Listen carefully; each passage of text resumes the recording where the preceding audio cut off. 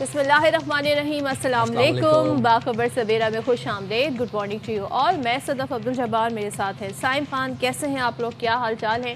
सबकी जो तबीयत हो रही है उसका अंदाज़ा आपको हमारी आवाज़ों के से अंदाज़ा हो जाता होगा कि क्या हालात हैं जी। कराची शहर की हवाओं ने लोगों को बीमार कर दिया है। अच्छा जी, हम अपडेट भी रखते हैं जो वाक़यात होते हैं, और ख़ास तौर पर जो इंटरनेशनल हेडलाइंस बनती हैं उस हवाले से इस वक्त जो अहम खबर है वो ये है जो सिडनी में वाक़या पेश आया था। अब उसके खिलाफ भारत ने कोई मौका हाथ से नहीं छोड़ना होता। पाकिस्तान को बदनाम करने के लिए कोई सबूत, कोई शवाहिद, कोई एविडेंस नहीं होते, मगर इसके बावजूद भी भारत पाकिस्तान का कहीं ना कहीं से लिंक जोड़ने की कोशिश करता है। वो स्टोरी तो आप सब ने देखी, लेकिन अब भारत की इंतहा पसंदी की आप इंतहा देखें कि सिडनी फायरिंग वाक़े के अगले ही लम्हे जैसे उन्होंने पाकिस्तान को जिम्मेदार करार देना शुरू कर दिया, फिर आहिस्ता आहिस्ता हकीकत सामने आना शुरू हो गई और पता चला कि जो फायरिंग करने वाला बाप है वो भारतीय है और उसका बेटा नवीद अकरम ऑस्ट्रेलिया में ही पैदा हुआ। साजिद अकरम जो कि जिस शख्स ने फायरिंग की, जिसका बाप है, 1998 में भारत के पासपोर्ट पर स्टूडेंट वीज़े पर ऑस्ट्रेलिया आया था और कई बार रिश्तेदारों से मिलने भारत भी चक्कर लगाता रहा और आखिरी बार भारत 2022 में भारत के शहर हैदराबाद दक्कन का सफ़र किया। अच्छा, हाँ। भारत का ना एक पैटर्न है, हम लोगों ने 10 मई में भी नोटिस किया था, पहलगाम में भी नोटिस किया था। ये पहले प्रोपोगंडा करते हैं, अच्छा बगैर, क्योंकि लॉजिकलेस होता है, उसके अंदर कोई सच्चाई नहीं होती, तो झूठ के सर हाथ पाँव नहीं होते, आपको पता है इस बात का। अब वो क्या होता है कि जब उसके बाद जब पाकिस्तान पर इल्ज़ाम लगा देते हैं, थोड़े दिनों बाद वो भोंडा प्रोपोगंडा बेनकाब हो जाता है। पहलगाम में जो तमाम तर प्लानिंग थी, डॉक्यूमेंट्स था, जो प्लॉट था, वो टेलीग्राम पे लीक हो गया। इसी तरह ही अब क्या हुआ है कि अब खुद गोदी मीडिया तस्दीक कर रहा है कि भारत मीडिया कह रहा है कि हैदराबाद दक्कन में साजिद अकरम का घर भी दिखाया जा रहा है पूरे गोदी मीडिया के ऊपर, और रियासत तेलंगाना की पुलिस ने भी इस बात की तस्दीक कर दी है कि वो भारतीय निजाद ही था, हैदराबाद दक्कन में उसका घर था। ऑस्ट्रेलियाई इंटेलिजेंस एजेंसियों ने सिडनी वाक़े पर भारतीय हुकूमत से बाज़ाब्ता राब्ता भी किया और भारतीय वज़ीर ख़ारजा ने ताउन की यकीन दहानी भी कराई है उनको। अब ज़ाहिर है जब इंटरनेशनली मीडिया पर रिपोर्ट होने लगा तो भारत को कुछ ना कुछ तो ज़ाहिर है हक़ाइक़ रिपोर्ट करने थे, लेकिन भारत के प्रोपेगेंडे का पूरी एक हिस्ट्री है, पूरा एक रिकॉर्ड है अगेंस्ट पाकिस्तान। बल्कि हम ये कहें कि अब तो ये आदि मुजरिम का किरदार अदा कर रहा है भारतीय मीडिया, और झूठ साबित होने के बावजूद भी डिटाई से ये जो झूठ का नैरेटिव है, हेट का नैरेटिव है, इस पॉलिसी पर कायम है। गोदी मीडिया की जब हम बात करें तो ये अंजना, चित्रा, रूबिका, समीता, बरखा, अर्नब, ये सब प्रोपेगेंडा मशीन्स हैं और ये बीजेपी के भक्त हैं और ये अखंड भारत का के बैनर के नीचे उसका प्रचार करते हैं। And we all know that कि ये बिल्कुल बोगस और भोंडी बातें करते हैं, प्रोपेगेंडा करते हैं। सिडनी की बॉन्डाई बीच पर फायरिंग का मुल्जिम, जैसे कि आपको बता रहे हैं कि भारत की रियासती दहशतगर्दी अब श्रीलंका, कनाडा, पाकिस्तान तक महदूद नहीं रही, ऑस्ट्रेलिया भी पहुंच गई है और जनाब दुनिया भर में मुसलसल बेनकाब हो रही है। और ये सिडनी का वाक़या पहला वाक़या नहीं था।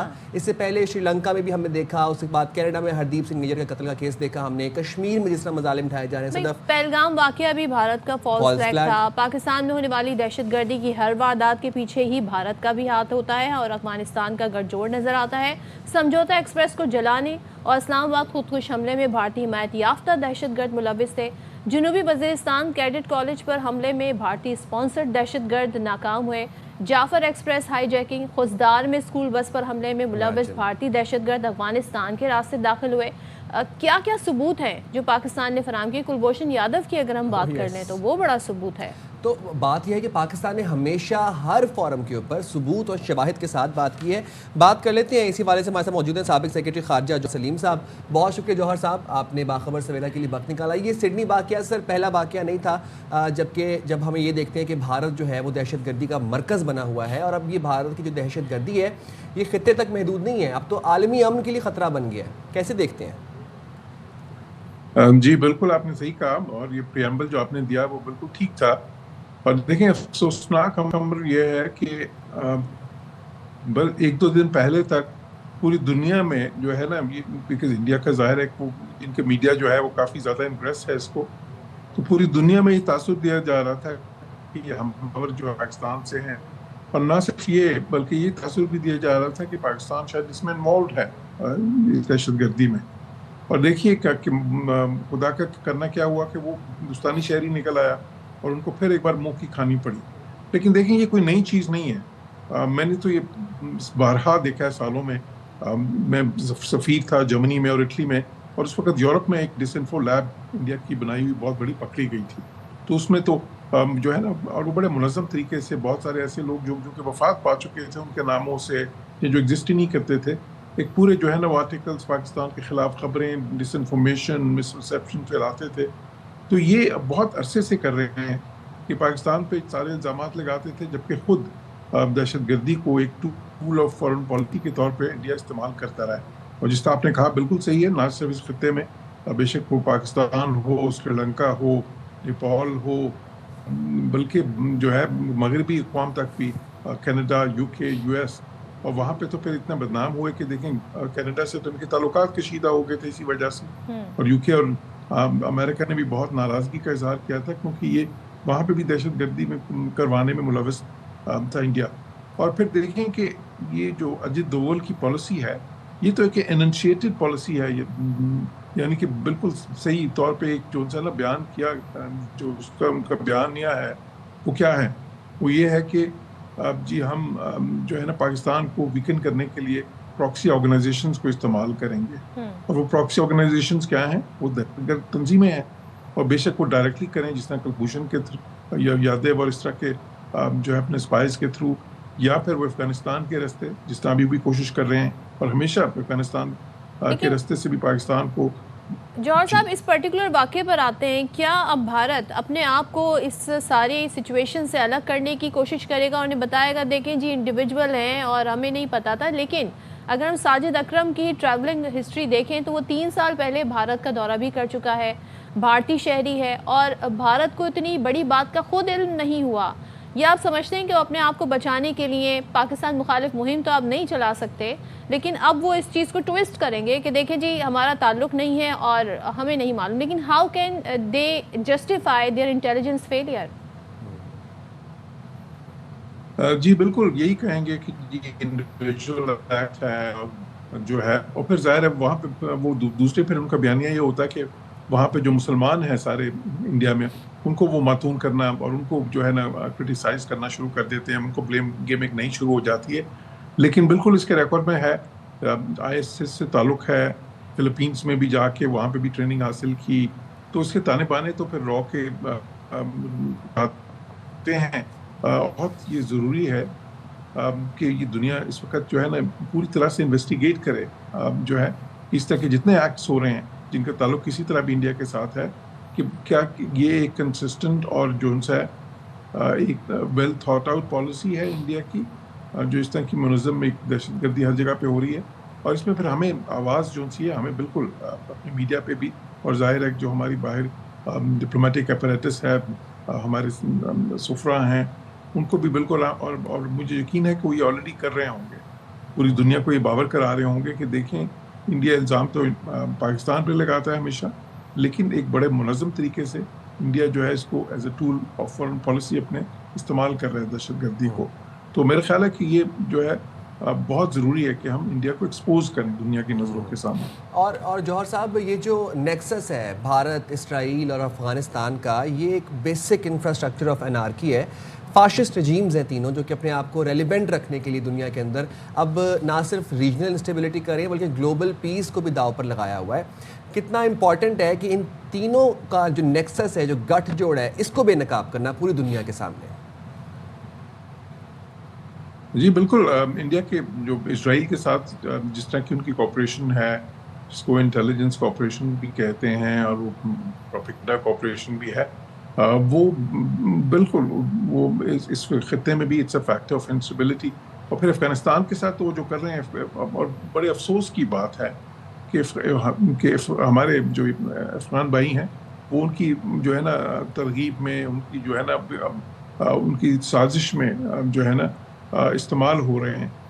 اور یہ بہت ضروری ہے کہ افغانستان جو ہے اس کو ریجنلی، بائیلیٹرلی اور انٹرنیشنلی ایک تو کنونس کیا جائے اس چیز پہ کہ وہ اس معاملے میں انڈیا کی سازشوں کا شکار نہ ہو.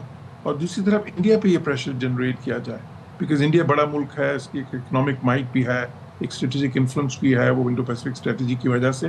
لیکن انڈیا پہ بھی یہ پریشر آنا بہت ضروری ہے، اور وہ تبھی ہوگا جس میں پاکستان آج کل ہماری ڈپلومیسی بہت سرگرم بھی ہے اس میں کہ ہم ریجنل بھی اس خطے کے اندر بھی دیکھیں کتنے ملکوں کے ساتھ اس وقت جو ہے نا دورے ہو رہے ہیں. اس میں سب میں یہ بات بھی ہوتی ہے باقی ساری چیزوں کے علاوہ. اسی طرح یونائٹڈ نیشنز میں پاکستان کا بڑا فعال کردار ہے. اس وقت سلامتی کونسل میں بھی پاکستان ایک نان پرماننٹ ممبر بھی ہے. ابھی دیکھیں ایک ریزولوشن پاس ہوا ہے وہاں پہ ٹیررزم افغانستان کر رہی ہے اور اس میں انڈیا ملوث ہے.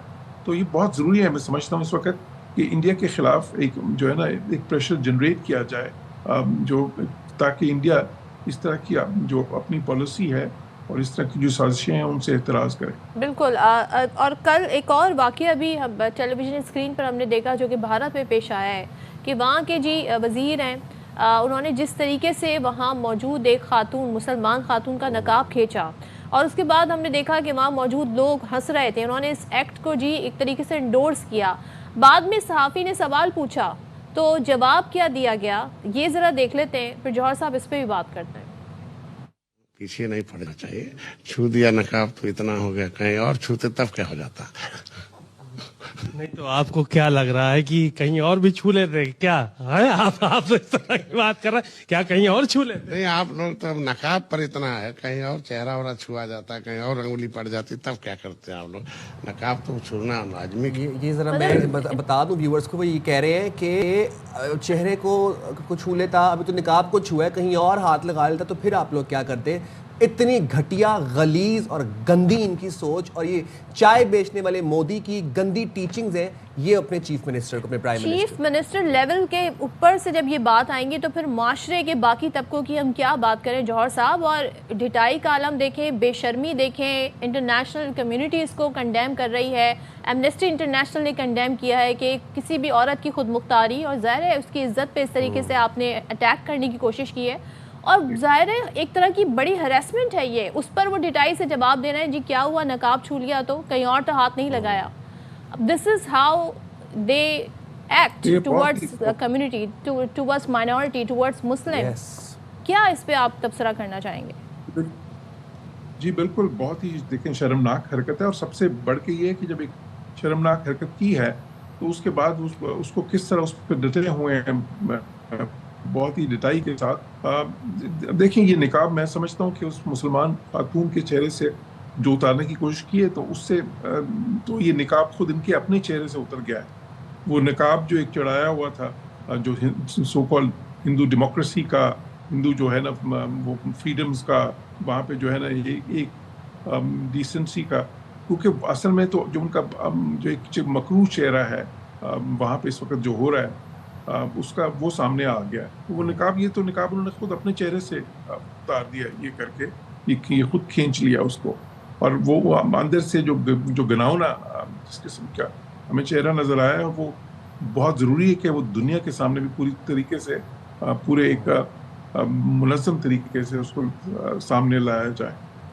کیونکہ دیکھیں ہندوستان میں اگر ایک منسٹر جو ایک چیف منسٹر ایک اسٹیٹ کا یہ کر رہا ہے تو پھر باقی لوگوں کا کیا مطلب, تو پھر کیا پروٹیکشن ہے وہاں پہ مسلمانوں کو.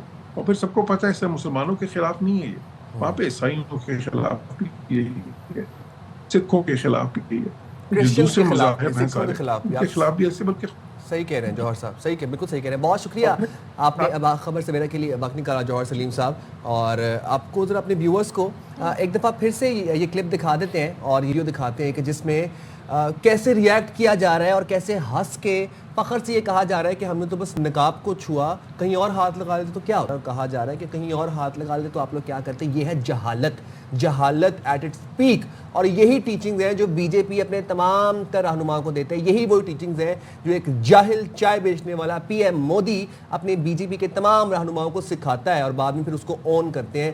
سو I don't know where are the sane voices of India, اور وہ جہاں پر ہیں وہ کیوں نہیں اس بارے میں بات اٹھا رہے.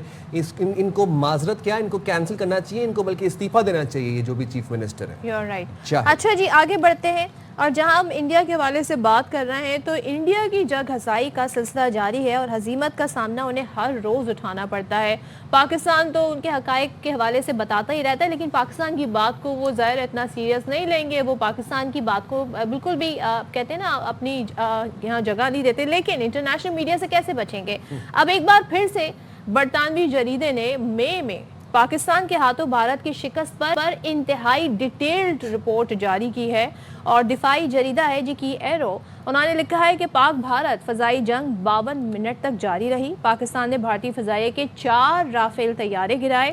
رپورٹ میں تباہ ہونے والے رافیل طیاروں کے نمبرز بھی بتائے گئے، دس از ویری امپورٹنٹ، ان کے سیریل نمبرز بھی بتائے گئے جن میں BS001 BS021 BS022 اور BS027 شامل تھے۔ اب بھارت جو ہے وہ جسٹیفائی نہیں کر پا رہا، جواب نہیں دے رہا کہ ان سیریل نمبرز کے طیارے کہاں پر۔ اب کیسے جھٹلاؤ گے؟ اب یہ بتاؤ کہ سیریل نمبرز بھی سامنے آ گئے، 4 رافیلز تھے، 4 کے سیریل نمبر سامنے آ گئے۔ اور سنیں، اب جریدے کی رپورٹ یہ بتا رہی ہے کہ ان 4 رافیلز کے علاوہ فضائیہ کا MiG-29 Su-30 اور ڈرونز کو بھی، متعدد ڈرونز کو بھی تباہ کیا گیا۔ برطانوی جریدے کے مطابق پاکستان کے سائبر یونٹس نے بھارت کا 96% ڈیجیٹل نظام مفلوج کر دیا تھا۔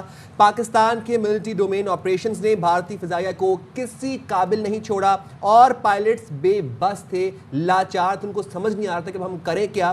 رپورٹ میں یہ بھی بتایا گیا ہے کہ پہلا موقع تھا جب کسی فضائیہ نے سائبر اور روایتی عسکری صلاحیت کو یکجا کر کے کارروائی کی اور دشمن کا غرور خاک میں ملایا اور دشمن کو نیست و نابود کیا۔ اور یہی وہ بھارت کے لیے کہتے ہیں نا، ایک ایسا لمحہ تھا کہ بھارت کو سمجھ نہیں آ رہی تھی کہ وہ اس پر ریئیکٹ کیسے کریں، وہ اس جنگ کو لڑیں کیسے، کیونکہ جب پہلی دفعہ فضائیہ کی ایسی جنگ میں ہم نے دیکھا، فضائی جنگ میں ہم نے دیکھا کہ کسی فضائی نے سائبر روایتی عسکری صلاحیت کو کولیب کر کے جی اپنے مخالف کو شکست دی، اور پھر بھارت اس چیز کو سمجھنے سے ہی قاصر رہا کہ ان کا جو سسٹم ہے وہ بیٹھ کیسے گیا، کیا ہوا ان کے ساتھ۔ کافی دیر تک تو انہیں یہ سمجھ ہی نہیں آتی رہی اور اس دوران وہ جھوٹ پر جھوٹ گھڑتے رہے اور جس طرح کی خبریں آتی رہیں، پھر جو انہوں نے گیو اپ کیا، گیو اپ کرنے کو بھی وہ نہیں مانتے۔ اگر تو بھارت کو امریکہ بچانے نہ آتا تو پھر نہ جانے کتنی اور سبکی اٹھانی پڑتی، نہ جانے کتنے اور رافیل طیارے جو ہیں ان کے تباہ ہو سکتے ہیں۔ میں اس بات پہ بڑا فخر محسوس کرتا ہوں، میں آپ لوگوں کو بتانا چاہتا ہوں کہ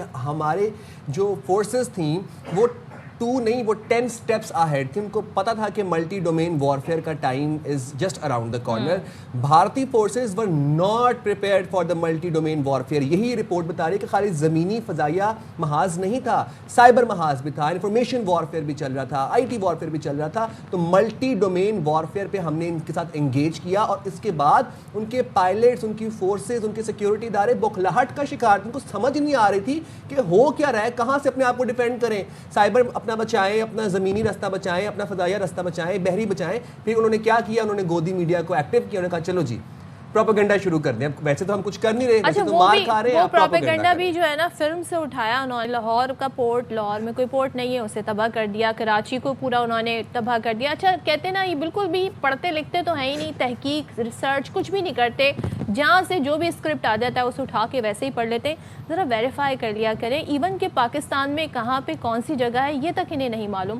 آئی تھنک یہ بالی ووڈ کا سارا اثر ہے جو ہمیں نظر آ رہا ہوتا ہے، لیکن الحمدللہ ایک بار پھر سے انٹرنیشنل رپورٹ نے یہ ثابت کر دیا کہ بھارت کتنا جھوٹ بولتا ہے، اور اب بھارت کے اوپر ہے کہ بتائیں جی یہ سیریل نمبر کے جہاز کھائیں، کچھ پکچرز ہیں وہی شیئر کر دیں، تازہ پکچر کوئی تازہ ویڈیو شیئر کر دیں تو آئیڈیا ہو جائے۔ ایک اور بات بس کہہ کے بریک لوں گا، اور وہ یہ کہ کسی بھول میں نہ رہیے گا، آپ کا ہر پروپیگنڈا ڈی بنک کرنے کے لیے ہم یہاں بیٹھے ہوئے ہیں اور پاکستان کا پورا میڈیا بیٹھا ہوا اور ایک ہی پیج پر ہے۔ جائیں گے چھوٹی سی بریک پہ، حاضر ہوں گے بریک کے بعد، اسٹے دیئر ود اس۔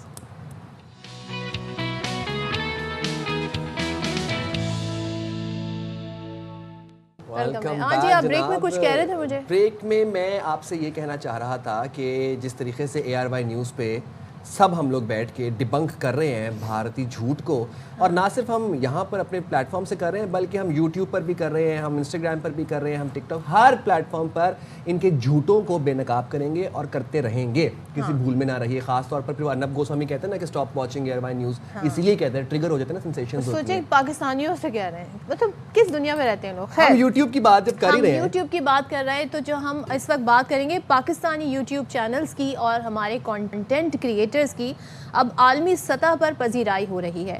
2025 کے ہی کچھ اسٹیٹس پہ بات کر لیتے ہیں، اس میں ریکارڈ کامیابیاں حاصل کی ہیں۔ 95,000 سے زائد پاکستانی یوٹیوب چینلز نے 10,000 سبسکرائبرز کا سنگ میل عبور کیا۔ یوٹیوب کے مطابق 13,000 سے زائد پاکستانی چینلز کے سبسکرائبرز 1 لاکھ سے تجاوز کر گئے اور 1,000 سے زیادہ پاکستانی چینلز نے 10 لاکھ سبسکرائبرز کا ہدف عبور کیا، جو عالمی سطح پر پاکستانی مواد کے معیار اور مقبولیت کا ایک طرح سے ثبوت ہے۔ میں کہیں پر پڑھ رہا تھا کہ ایک ٹائم تھا کہ وراثت میں وہ لینڈ اینڈ پراپرٹی ملا کرتی تھی، چھوڑ کے جایا کرتے تھے باو اجداد، اب جو ہے وہ آنے والی نسلوں کے لیے یہ سبسکرائبرز اور ویوز اور ریچ جو ہے وہ چھوڑ کے جائیں گے ہم لوگ۔ سب سے زیادہ متاثر کن پہلو پاکستان کی بڑھتی بین الاقوامی پذیرائی ہے، جہاں پاکستانی مواد کے مجموعی واچ ٹائم کا 60% حصہ بیرون ملک ناظرین پر مشتمل ہے۔ تو یہ تو ایک مائل سٹون ہے جو کہ ہمارے یوٹیوبرز نے اچیو کیا۔ تو گفتگو کر لیتے ہیں، پھر آج ہمارے ساتھ موجود ہیں مایا ناز یوٹیوبر حافظ احمد صاحب۔ بہت شکریہ حافظ احمد صاحب، آپ نے باخبر سویرا کے لیے وقت نکالا۔ یہ جو سٹیٹس ہمارے سامنے آ رہے ہیں 2025 میں پاکستانی یوٹیوب چینلز کے ریکارڈ کے حوالے سے بڑے متاثر کن ہیں، بڑے دلچسپ ہیں، کیا کہیں گے اس حوالے سے؟ یہ یقیناً بہت اچھی چیز ہے، اور اس میں دیکھیں ہم نے اس کا بھی صرف ایک پہلو آپ نے ڈسکس کیا کہ 60% جو ہے وہ باہر سے ہیں، اور یہ بڑا اچھا ہے۔ اس پہ آپ دیکھیں کہ ہمارے ملک کا کتنا زیادہ فائدہ ہو رہا ہے کہ جو ریمیٹنس ہے وہ ڈالرز میں ہمارے ملک میں آ رہی ہے۔ تو یہ ایک بہت بڑی اچیومنٹ ہے پاکستان میں، کیونکہ ہمیں ہمیشہ سے یہ ڈالرز کی ضرورت رہتی ہے، تو جتنے بھی ڈالرز باہر سے آتے ہیں اس کا فائدہ ہوتا ہے۔ لیکن ایک چیز تھوڑی سی انفارچونیٹ ہے کہ شاید ہمارے ملک میں بھی ابھی تک اس طرح یوٹیوبرز کی ایکسیپٹنس نہیں ہے۔ باہر تو بہت زیادہ ہے، لیکن پاکستان میں ابھی بھی کبھی کہیں نہ کہیں، بلکہ میں آپ کو اپنے گھر کی بات بتاتا ہوں۔ میں ایک دن اپنی فیملی کے ساتھ ٹریول کر رہا تھا، تو ہم جیسے امیگریشن، آپ کو پتہ ہے جب آپ ایئرپورٹ پہ ایک مین امیگریشن ہوتی ہے، اس کے بعد آگے ایک دو اور آفیسرز ہوتے ہیں جو چیک کرتے ہیں کہ کوئی اسٹیمپ وغیرہ آپ کی صحیح لگی ہے۔ تو وہ وہاں پہ ایک خاتون آفیسر تھی، تو انہوں نے کہا آپ یوٹیوبر ہیں؟ میں نے کہا جی جی۔ تو میرے وائف کو بڑا غصہ ہے اس بات پہ، وہ تھوڑا سا آگے نکل کے مجھے کہتی ہے انہوں نے آپ کو یوٹیوبر کیوں کہا ہے؟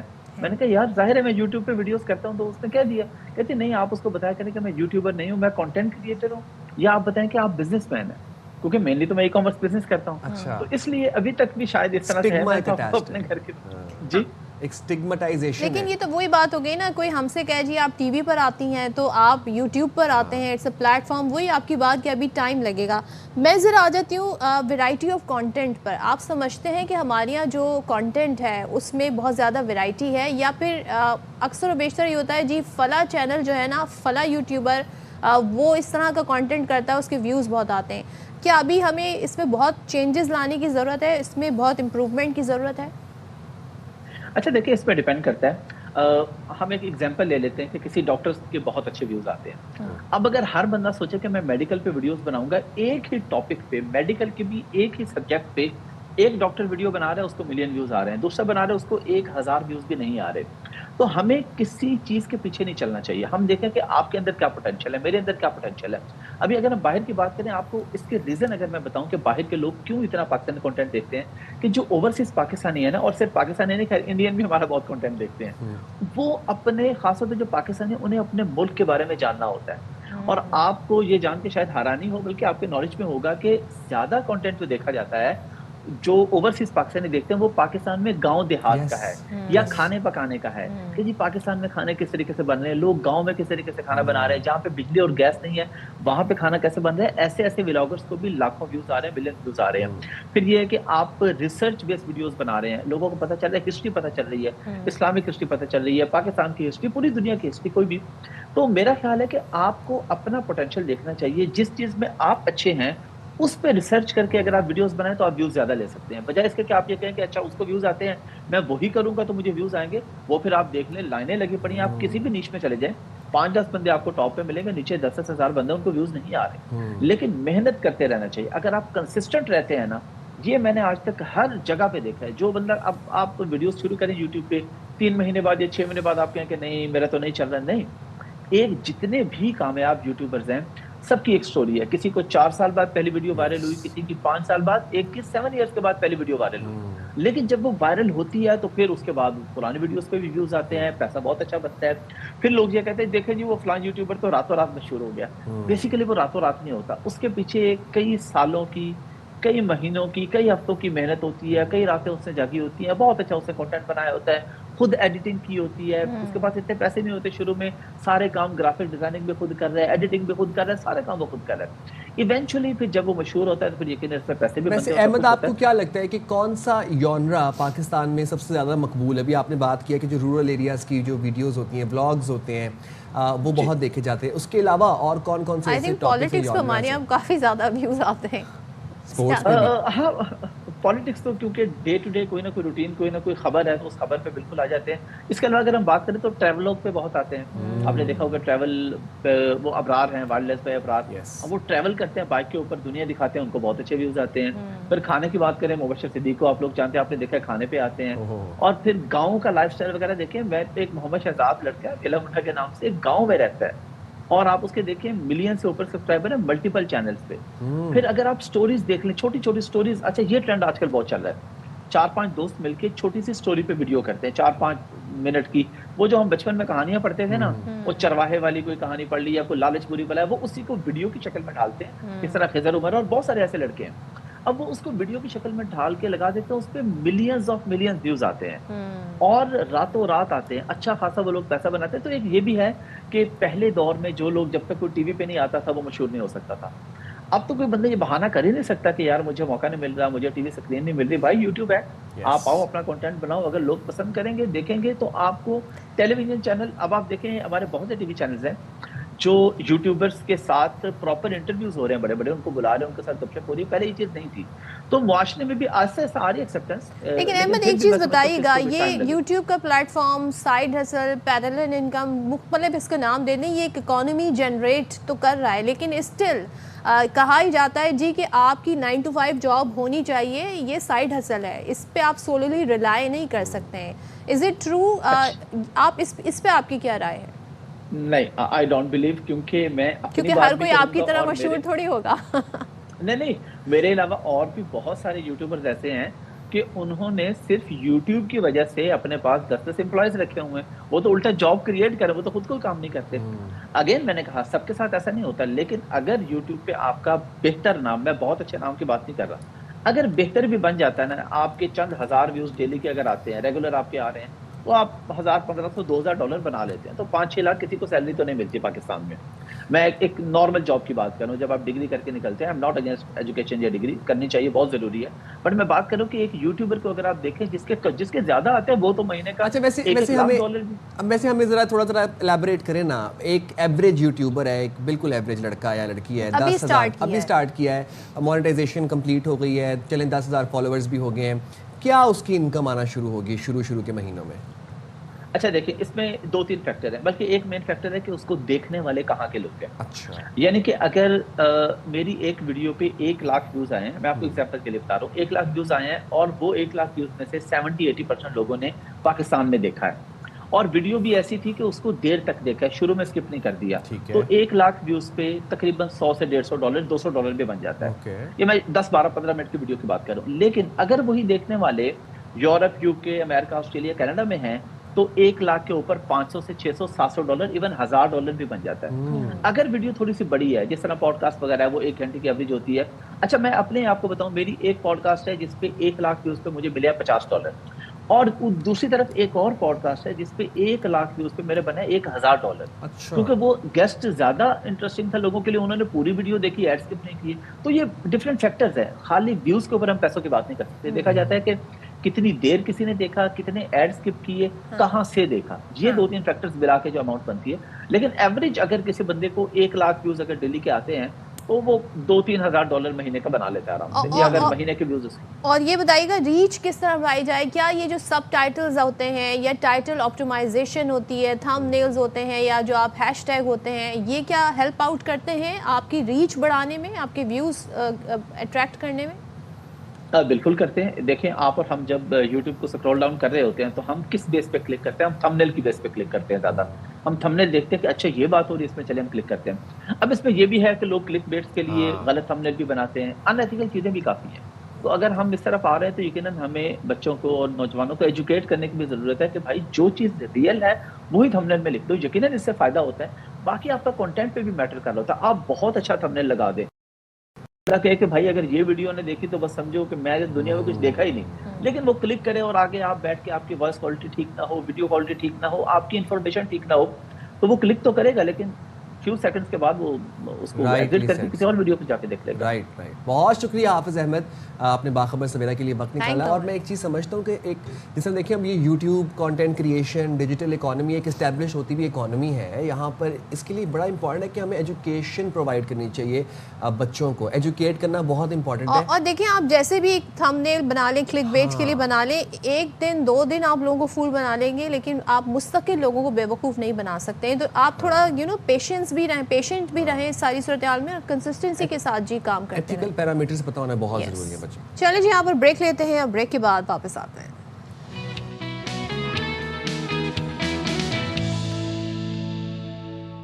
Welcome back once again. اور ذرا کچھ بات کرتے ہیں صحت کے امور سے متعلق, اور یہاں پر ہم بات کریں گے جی سرکاری ہسپتالوں میں کیا سہولیات کا حال ہے. کراچی کا بڑا سرکاری ہسپتال ہے جناح ہسپتال.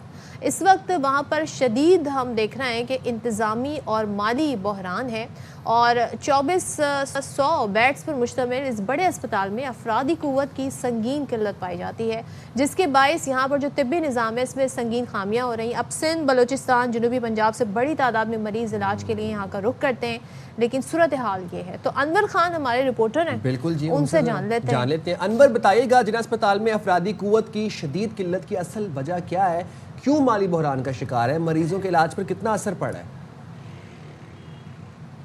جی دیکھیں, اس وقت جناح پوسٹ گریجویٹ میڈیکل سینٹر کے اندر 30 شعبات ہیں, یعنی 30 وارڈیں اور 24 بیڈ پر مشتمل یہ پاکستان کا سب سے بڑا سرکاری اسپتال ہے. اس وقت بجا طور پر یہ کہا جا سکتا ہے یہ انتظامی اعتبار سے اور اس کے ساتھ ساتھ مریضوں کو سہولت فراہم کرنے کے اعتبار سے انتہائی فقدان کی صورتحال یہاں پر نظر آتی ہے. اور ماضی کے اندر ذرا مختصر طور پہ جائیں گے تو ماضی کے اندر جو پی ٹی آئی کی حکومت تھی اس دوران اس کو ایک حکم نامے کے ذریعے اور ایک کمیٹی بنانے کے ذریعے اس کو دوبارہ وفاقی تحویل میں لیا گیا, ایک طویل تعطل برقرار رہا, اور بالآخر دوبارہ محکمہ صحت حکومت سندھ کے پاس ہے. اور اس وقت یہاں پر انتہائی شارٹ فال ہے. ایک بات یاد رکھیے گا کہ کسی بھی ٹرشری کیئر اسپتال کے اندر پیرامیڈیکل اسٹاف اور نرسنگ اسٹاف بیک بون ہوتے ہیں, اور یہی تمام کے تمام افراد مریضوں کی دیکھ بھال بھی کرتے ہیں. تاہم اس وقت انتہائی شدید قلت کا سامنا ہے پیرامیڈیکل اسٹاف کے اندر اور نرسنگ اسٹاف کے اندر. آپ کسی بھی وارڈ کے اندر چلے جائیں گے تو آپ کو مطلوبہ نرسنگ اسٹاف اور ایمرجنسی کے باہر, اس کی بنیادی وجوہات یہ ہیں کہ اس وقت محکمہ صحت حکومت سندھ کی جانب سے میڈیکل افسران فراہم کیے جا چکے ہیں, اور اس کے ساتھ ساتھ جناح سندھ میڈیکل یونیورسٹی کی جانب سے کچھ فیکلٹی دی گئی ہے. البتہ فیکلٹی کی بھی شدید قلت ہے. جناح سندھ میڈیکل یونیورسٹی اور جناح اسپتال کے درمیان بھی ایک سر جنگ رہی. اور اس کے ساتھ ساتھ بنیادی طور پر اگر بات کی جائے گی تقرریوں کی, تو تقرریوں کے حوالے سے ابھی تاحال صورتحال التوا کا شکار ہے. ایک مرتبہ محکمہ صحت حکومت سندھ نے اس کی اجازت بھی دی تھی, تاہم وہ اجازت پھر تعطل کا شکار ہو گئی, جس کی وجہ سے یہ صورتحال درپیش ہے.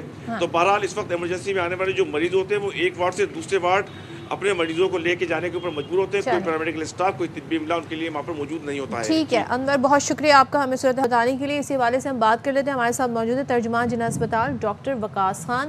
Thank you so much doctor Waqas join کرنے کے لیے. سب سے پہلے تو بتائیے گا کہ کیا وجوہات ہیں, کیا برڈن زیادہ ہے, اور جیسے کچھ تقرریوں کا بھی ہمارے رپورٹر حوالہ دے رہے تھے وہ ابھی تک نہیں ہوئی ہیں, کیوں انڈر اسٹاف ہے سرکاری اسپتال؟ Thank you for inviting me. دیکھیں پہلے آپ جناح اسپتال کو سمجھیں. جناح اسپتال کیا ہے؟ جے پی ایم سی جو ہے وہ نہ صرف کراچی, جو کہ آپ کو پتہ ہے کہ ملک کا دنیا کا 5واں بڑا شہر ہے, سندھ اور یہ پورے پاکستان کا ایک بڑا جو ہے ہسپتال مانا جاتا ہے. تو اس میں جو پیشنٹ انفلو ہے نا وہ ہمارے پاس بہت زیادہ ہے. ہمارے پاس پورے سندھ سے پیشنٹ آ رہا ہے, بلوچستان سے آ رہا ہے, ساؤتھ پنجاب سے آ رہا ہے, اور ہمارے جو گیٹس ہیں وہ سب کے لیے اوپن ہے, ہم کسی کو منع نہیں کر سکتے. تو بالکل آپ نے بالکل صحیح بولا کہ ابھی جو ہمارے ہیومن ریسورس کا مسئلہ ہے یہ بہت جینین ایشو ہے, اور اراؤنڈ 2000 امپلائیز جو ہیں وہ ہمیں درکار ہے, جو ہم فیس کر رہے ہیں یہ ایشو. تو اب کیوں مالی مسائل کی کیا بنیادی وجوہات ہیں, کیوں یہ جو فنڈز کا اجرا ہے کیوں تاخیر کا شکار ہے؟ اس میں کچھ کورٹ ایشوز ہیں, کچھ ایسے پاس میں ایسے کیسز چلے ہیں جس میں کورٹ کا اسٹے آرڈر ہوا, کانٹریکٹ پہ جابس ہائر کیے گئے لیکن ان پہ اسٹے آ گیا, تو وہ الٹیمیٹلی انہوں نے جاب جو ہے وہ جوائن نہیں کری. جو آلریڈی گورنمنٹ سرونٹ ہیں وہ ایک فکس ٹائم کے بعد ریٹائر ہو جاتے ہیں. ایک بڑی وجہ یہ بن رہی ہے کہ ایچ آر کی جو ہے نا وہ وتھ ٹائم شارٹیج ہو رہی ہے. اچھا, ایچ آر کی شارٹیج ہو رہی ہے. لیکن یہ جو آپ برڈن کہہ رہے ہیں یہ برڈن کی وجہ سے ہے, یا جو آپ کہہ رہے ہیں کہ اسٹے آرڈر ہے, تقرریوں میں ٹائم لگ رہا ہے, بیسک وجوہات کیا ہیں؟ دونوں ایشوز ہیں. برڈن از دا مین ایشو, آپ کے پاس جو JPMC میں انفلو ہے پیشنٹ کا وہ آؤٹ اسٹینڈنگ ہے. تو is there any plan to tackle this issue? بالکل پلان ہے. جیسے ہمارے نیو ایگزیکٹو ڈائریکٹر نے جوائن کیا ہے ڈاکٹر خالد شیر, وہ ایک بہت اچھے ایم کے ساتھ آئے ہیں, بہت اچھی ان کو ٹیم ملی ہے, اور انشاءاللہ جو ہمارے پلانس ہیں ود ان 2 to 3 ایئرس انشاءاللہ JPMC کمپلیٹ ٹرانسفارم ہونے والا ہے. اس میں جو ہمارا جو سب سے اچھا جو ہمارا ایم ہے وہ ہم لوگ میڈیکل کمپلیکس بنانا چاہ رہے ہیں, بالکل سرجیکل کمپلیکس جیسا, جس میں ہم تمام جو ہمارے میڈیکل وارڈس ہیں وہ شفٹ کر دیں گے, جس میں ہمارے پاس ابھی 4 وارڈ ہیں میڈیسن کے, تو وہ چاروں شفٹ ہو جائیں گے اس میں. پھر ہماری جو اسپیشلسٹ کلینک ہیں, اینڈوکرائنولوجی اور ڈائبٹیز کی کلینکس ہیں, یہ ساری اس میں شفٹ ہو جائیں گی. پھر اسی طرز میں ہم ایک ٹراما سینٹر بنانے والے ہیں, جو ہمارے ایمرجنسی میں ایشو تھا, جیسا آپ نے ابھی ایک کوشچن ریز کیا کہ جو ایمرجنسی کے پیشنٹ سفر کرتے ہیں, تو جو ہمارا ٹرائج سسٹم ہے اور ہم پورا ایک ایمرجنسی کمپلیکس بنانا چاہ رہے ہیں, وہاں پہ جو ہے نا ہمارا پورا ایمرجنسی شفٹ ہو جائے گی, جس میں 24/7 ٹراما سرجریز ہوں گی, ویسکولر سرجریز ہوں گی, پلاسٹک سرجریز ہوں گی, and state of the art جو ہے نا ہیلتھ کیئر انشاءاللہ اویلیبل ہوگا. ایک چیز جو ہے نا وہ تمام سرکاری اسپتالوں میں کامن ہے, وہ یہ ہے کہ 2 بجے کے بعد ڈاکٹر آپ کو وارڈ میں نہیں ملتا, وہ آپ کو اپنے روم میں ملتا ہے, اور اس روم تک ہر جو پیشنٹ ہے اس کی ایکسیس نہیں ہے, وہ باہر جو پی ایم کھڑا ہوتا ہے وہی آپ کو بھگا دیتے ہیں وہاں سے. اس کے لیے وہ اقدامات کیے جا رہے ہیں. اچھا دیکھیں, کال سسٹم ہوتا ہے ڈاکٹرس کا نا, ایک ڈاکٹر فکس کال پہ ہوتا ہے, 36 آورس کال ہوتی ہیں. تو ظاہر سی بات ہے جب وہ مارننگ میں 8 AM پہ رپورٹ کر رہا ہے تو اس کو بیچ میں بریک بھی چاہیے ہوتا ہے, تو بیچ میں بریک کے لیے ہوتا ہے. اس کے لیے ہم نے یہ کیا ہے کہ لازمی ایک ڈاکٹر آن فلور ہوتا ہے. تو اس میں ہم نے کیا کیا کہ ڈیوٹیز ڈیوائڈ کی ہوئی ہیں کہ اگر ایک ڈاکٹر ریسٹ پہ جائے گا تو دوسرا ڈاکٹر اس کو کور کر لے گا. لیکن اکثر و بیشتر تو ہم دیکھتے ہیں سینئر ڈاکٹرز ہوتے بھی نہیں ہیں اویلیبل. دیکھیں سینئر ڈاکٹرز اور ایک پورا سسٹم ہے کہ جو کنسلٹنٹس ہوتے ہیں ان کا راؤنڈ ہوتا ہے, ٹائملی راؤنڈ ہوتا ہے. پھر کنسلٹنٹس کے نیچے رجسٹرارز ہوتے ہیں, رجسٹرارز کے نیچے سینئر PGs ہوتے ہیں جس کو ہم گروپ GL کہتے ہیں. پھر پوسٹ گریجویٹس ہوتے ہیں, ہاؤس آفیسرز ہوتے ہیں, اسٹوڈنٹس ہوتے ہیں. تو اینی ٹائم کوئی نہ کوئی ڈاکٹر آن فلور لازمی موجود ہوتا ہے. اچھا, تو اس سارے سینیریو میں سندھ گورنمنٹ یا محکمہ صحت جو ہے وہ کس طریقے سے کردار ادا کر سکتا ہے؟ دیکھیں سندھ گورنمنٹ کا JPMC پہ بہت ہی اچھا جو ہے نا ایک رول ہے. ابھی سندھ گورنمنٹ نے ایک اراؤنڈ 10 بلین جو ہے وہ فنڈس ریلیز کیے ہیں, جو میں نے آپ کو بات کری میڈیکل کمپلیکس اور ایمرجنسی کمپلیکس کے لیے. تو ایک یہ بہت اچھا ان کا جو ہے نا اقدام ہے. اس کے علاوہ سندھ گورنمنٹ نے ہمیشہ JPMC کو پرائیورٹی دی ہے ہیلتھ کیئر میں. اور اس کے علاوہ میں اگر بات کروں تو PAF ہے ہمارے پاس, پیشنٹ ایڈ فاؤنڈیشن, اس کا بہت اچھا رول ہے. اچھا ذرا بس شارٹلی یہ بتائیے گا کہ JPMC میں ICU میں کتنے بیڈز ہیں, کتنے مریضوں کے آنے کی گنجائش ہے؟ اچھا دیکھیں JPMC میں اس وقت 3 ICU کام کر رہے ہیں نا. ٹھیک ہے. ایک میڈیکل ICU ہے, ایک سرجیکل ICU ہے, اور ایک چیسٹ ICU ہے. میڈیکل ICU میں اراؤنڈ 8 to 10 بیڈ فنکشنل ہے. چیسٹ ICU میں بھی اراؤنڈ 6 to 8 بیڈ فنکشنل ہے, اور سرجیکل ICU میں 8 to 12 بیڈ فنکشنل ہے. ٹھیک ہے. اب یہ جو کیپیسٹی ہے ہمارے پاس ICU بیڈس کی, ہمارے جو انفلو ہے پیشنٹ کی اس کے حساب سے بہت کم ہے, یہ ہم سمجھتے ہیں. تو ہمارا ان فیوچر پلان ہے, ہم گائنی میں ایک ICU اسٹارٹ کرنے جا رہے ہیں, اور ہم آلریڈی جو سرجیکل ICU میں ہمارا ICU ہے اس کو ہم ایکسٹینڈ کرنے جا رہے ہیں. لیکن ایک بات بتائیں کہ وقاص صاحب, آپ بتا رہے ہیں کہ آپ پورے پاکستان سے انفلو آ رہا ہے پیشنٹس کا, بلوچستان سے آ رہا ہے, ساؤتھ پنجاب سے آ رہا ہے, پھر سندھ کے آپ ویلکم کرتے ہیں. یہ میڈیکل چیسٹ اور سرجیکل وارڈس کے اندر ICUs کے اندر 6 سے 8 بیڈ کی گنجائش ہے, بہت کم نہیں ہے؟ بہت زیادہ کم ہے. اس چیز کو ہم نے مد نظر رکھتے ہوئے ابھی ہماری سیکریٹری ہیلتھ سے میٹنگ ہوئی ہے, اور ہم نے ڈیسائیڈ کیا ہے کہ ہم اپنے جو ICU ہے انٹینسو کیئر کو ایکسٹینڈ کریں گے انشاءاللہ. جس میں ہمارے پاس سرجیکل ICU میں ہم 20 to 30 بیڈس تک ہم الاٹ کروا رہے ہیں, اور میڈیکل ICU میں بیڈ ایکسٹینڈ کروا رہے ہیں, اور ہم کوشش کر کے انشاءاللہ ٹراما سینٹر میں ایک فل اسپیس جو ہے وہ ICU کو انٹینسو کیئر کو پرووائڈ کریں گے انشاءاللہ. اور یہ جو ظاہر ہے آپ لوگوں کو پھر اس حوالے سے بجٹ بھی ملتا ہے سرکار سے, یہ ساری یہ اس کا پورا ایک آڈٹ سسٹم ہے کہ بھائی وہ کہاں ایلوکیٹ ہو رہا ہے. آج کل تو جدید مشینز اور کیا کیا کچھ نہیں آ رہا ہے, خاص طور پہ ایسے علاج کے لیے, کینسر جیسے علاج کے لیے, اس کے مد میں کہاں پہ آڈٹ ہوتا ہے سارا؟ دیکھیں پراپر آڈٹ سسٹم ہے ہمارے یہاں, جس میں ٹیم ہوتی ہے وہ آڈٹ کر رہی ہے, اور ہمارا جو پیشنٹ ایڈ فاؤنڈیشن ہے اس کا بھی ایک اچھا خاصا فنڈ ہمارے پاس ہوتا ہے, وہ مینیج کر رہی ہیں. جیسے آپ نے کینسر کے ٹریٹمنٹ کے بارے میں بات کری, تو جو سائبر نائف کا ٹریٹمنٹ ہو رہا ہے جو کہ $1000 کا ٹریٹمنٹ ہے, فری آف کاسٹ ہو رہا ہے. اس کے علاوہ جو انویسٹیگیشنس ہیں فری آف کاسٹ ہو رہی ہیں, ٹریٹمنٹ میں کوئی کاسٹ نہیں ہے. تو یہ ساری چیزیں جو ہے نا آپ سے بہت زیادہ جو ہے نا ایفرٹ مانگتی ہیں. ठीक है, बहुत शुक्रिया थैंक यू डॉक्टर वकास हमारे साथ, बहुत शुक्रिया आपका जी। होपफुली कि ये मसाइल हल हों, और ज़ाहिर है एक बड़ा पब्लिक जो है रुख करती है सरकारी अस्पताल का, तो उनको बेहतर तरीके से केटर किया जा। हम जाएंगे छोटी सी ब्रेक पे, stay there with us.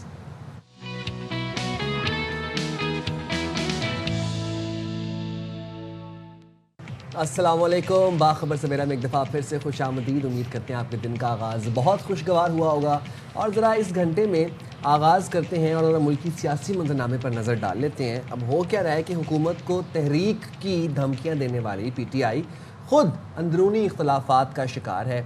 Party में सियासी कमेटी, फंड्स गायब होने और फिर पाकिस्तान बार काउंसिल के इंतखाबात लड़ने पर गर्मा गर्मी भी हुई है। ये हमें ज़रा राय बताते हैं कि बानी PTI ने नई सियासी कमेटी बनाने का नहीं बल्कि सिर्फ मामूली तब्दीली का कहा था, लेकिन नई सियासी कमेटी तश्कील दे दी गई जिसमें अली अमीन गंडापुर को शामिल ही नहीं किया गया। और फिर उसके बाद सेक्रेटरी जनरल सलमान अकरम राजा पर इल्ज़ाम ये लगाया जा रहा है कि उनकी वजह से काजी अनवर ने इस्तीफ़ा दिया, क्योंकि सलमान अकरम ने पाकिस्तान बार काउंसिल के इंतखाबात में अपना नाम पहले नंबर पर रखा था। और इसी पर हम देख रहे हैं कि पार्टी के अंदर से भी सवाल उठ रहे हैं, और सेक्रेटरी जनरल होने के बावजूद बार इलेक्शन क्यों लड़ा, ये बहुत सारे सवालात हैं। फिर पार्टी के 30 करोड़ रुपए से ज़ायद के फंड्स गायब होने पर भी PTI में काफ़ी तशवीश पाई जाती है। अब ये रकम जो है ये ओवरसीज़ पाकिस्तानी ने बानी और जो दीगर असीर हैं पाकिस्तान तहरीक इंसाफ के, उनके वकला की फ़ीसों के लिए भेजी थी। अब वज़ीर आज़म के सियासी मुशीर राना सनाउल्लाह कहते हैं कि PTI सिर्फ जमहूरी जद्दोजहद करे, बानी PTI मुसल्लह जद्दोजहद का फ़ैसला कर चुके हैं। अगर ये रास्ता इख्तियार किया तो सख्त जवाबी एक्शन का सामना करना पड़ेगा। तो ज़रा सुन लेते हैं मोहम्मद मालिक साहब के शो में राना सनाउल्लाह क्या कह रहे थे। ये मुसल्लह जद्दोजहद की बात कर रहे हैं, जबकि इनमें इतनी कैपेसिटी नहीं है कि ये एक मुसल्लह जद्दोजहद कर सके। और जब ये मुसल्लह जद्दोजहद की बात करेंगे तो इनके साथ एक्शन या कानून के मुताबिक सलूक होगा, उसका फिर गिला क्या। जनरल फैज हमीद एक्सपेक्ट किया जा रहा है कि गवाही देंगे, वो किसी डील के तहत गवाही देंगे।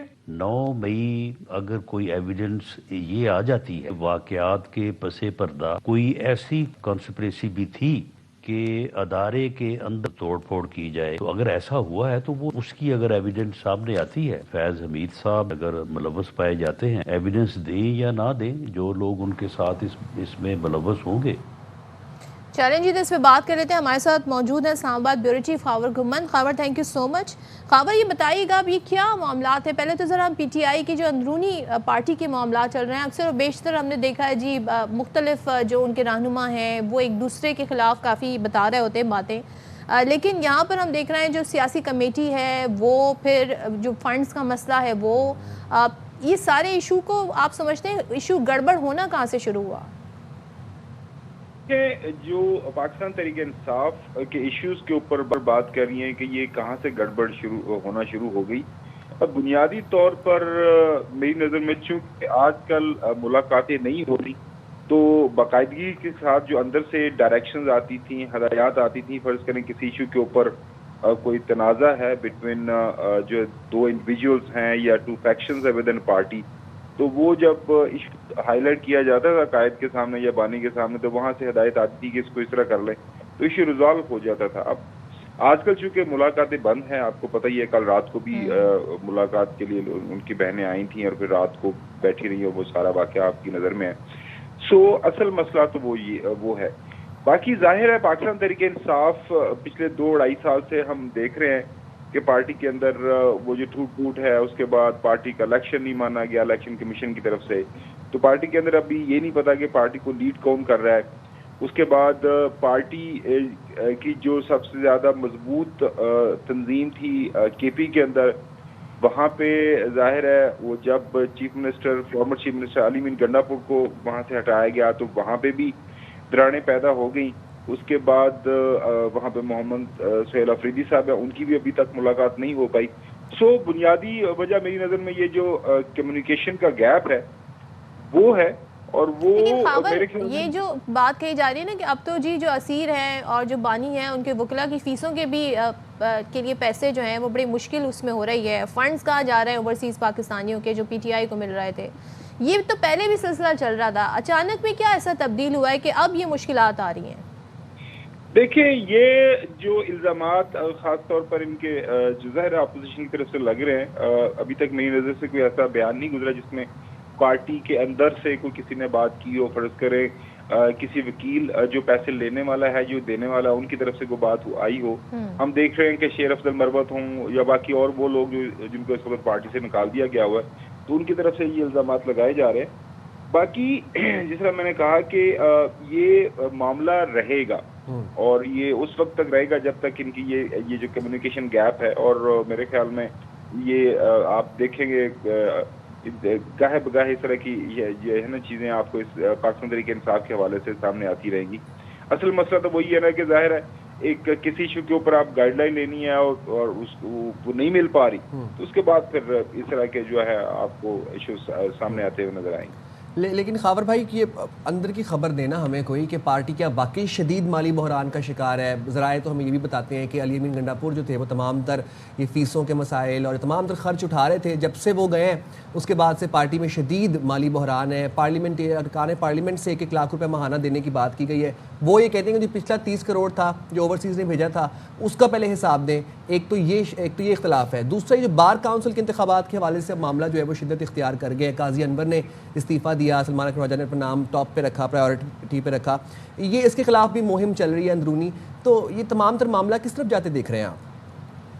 دیکھیں پاکستان تحریک انصاف جو ہے وہ پاکستان تحریک انصاف کے جو بانی ہیں وہ انہی کی پارٹی ہے. اس وقت جو ہے پارٹی کا جو زیادہ جو زیر اثر ہے وہ ان کے جو سلمان اکرم راجہ صاحب ہیں ان کو اختیار دیا گیا تھا کہ آپ ایک پولیٹیکل کمیٹی بنائیں. جب انہوں نے ایک پولیٹیکل کمیٹی بنا لی تو اس کے بعد سے جو ہے اس کی انڈورسمنٹ اندر سے جو جیل کے اندر سے ہونی تھی وہ نہیں ہوئی. سلمان اکرم راجہ صاحب کے ساتھ ظاہر ہے سینٹر جو دوسرے ہیں ان کے جو پارلیمانی پارٹی کے لیڈر بھی ہیں, سینٹر علی ظفر صاحب سینٹ کے اندر موجود ہے, ان کے ساتھ ان کے اختلافات ہیں. پارٹی کے اندر اور بھی کچھ ایسے لوگ ہیں جو کہ سلمان اکرم راجہ صاحب کو اس انداز سے نہیں سمجھتے کہ ان کو پارٹی لیڈ کرنی چاہیے. ظاہر ہے وہ ہی is not member of the national assembly, member of the senate. جو پارٹی کے وہ لوگ جو سینٹ یا نیشنل اسمبلی کے اندر موجود ہیں ان کی رائے میں یہ ان کو حق یہ ملنا چاہیے تھا. تو یہ اعتراض رہے گا. اور ظاہر ہے پھر وہ پنجاب ورسز کے پی جو چیپٹرز ہیں وہ بھی پالیٹکس چلتی رہتی ہے. کے پی والے کہتے ہیں کہ جی پارٹی کے لیے ہم زیادہ کرتے ہیں, پنجاب والے اس طرح ہمارے ساتھ نہیں, اس طرح کھڑے نہیں ہو پا رہے. جہاں تک تعلق ہے آپ کا سوال یہ کہ جی مالی بحران, دیکھیں اگر تو کل کو خبر یہ سامنے آتی ہے کہ جی ان کے وکلاء نے وہ وکلاء جو شروع سے مختلف کیسز میں پیش ہو رہے ہیں انہوں نے اس بنیاد کے اوپر کیس میں پیش ہونا چھوڑ دیا ہے کہ ان کو فیس نہیں ملی, اور وہ کہہ دیتے ہیں برملا کہ جی چونکہ ہمیں فیس نہیں مل رہی پارٹی کی طرف سے لہٰذا ہم جو ہے بالکل جو اس کیس سے علیحدہ ہو رہے ہیں. تو پھر تو بات سمجھ میں آتی ہے. باقی یہ معاملہ آپ کی بات صحیح ہے, جو اوورسیز پاکستانی سے جو پارٹی کو فنڈنگ ہوتی ہے اس کے اوپر پارٹی کے اندر اختلافات رہے ہیں کہ وہ کس طرح اس کو استعمال ہونا چاہیے. لیکن بظاہر کوئی ایسا سالڈ ایویڈنس, کنکریٹ ایویڈنس ہمارے سامنے ابھی تک نہیں آیا کہ باہر سے پیسہ آیا ہے تو وہ سلمان اکرم راجہ صاحب نے کھا لیا ہے یا علی ظفر صاحب نے یا بیرسٹر گوٹ صاحب نے یا کسی اور بندے نے وہ پیسہ لے کے تو وہ سائڈ پہ ہو گیا ہے. تو یہ الزامات کی حد تک تو چیزیں سامنے آ رہی ہیں. اور جس سے میں نے کہا کہ یہ پارٹی کے اندر پاکستان تحریک انصاف ایسا نہیں ہے کہ ابھی ایسا ہوا ہے. آپ کو یاد ہوگا, صدف کو تو بہت اچھی طرح یاد ہے کہ جب پاکستان تحریک انصاف حکومت میں بھی تھی تو ان کی جو کابینہ کی میٹنگز ہوتی تھی وہاں پہ بھی ان کی لڑائیاں ہوا کرتی تھی. جی ایسے ہی ہے. ہاں تو یہ P T I Pakistan Tehreek Insaf کا ایک خاص مزاج ہے. یہ ایک دوسرے کے خلاف کھل کے لڑتے رہے ہیں اور لڑتے رہے گے.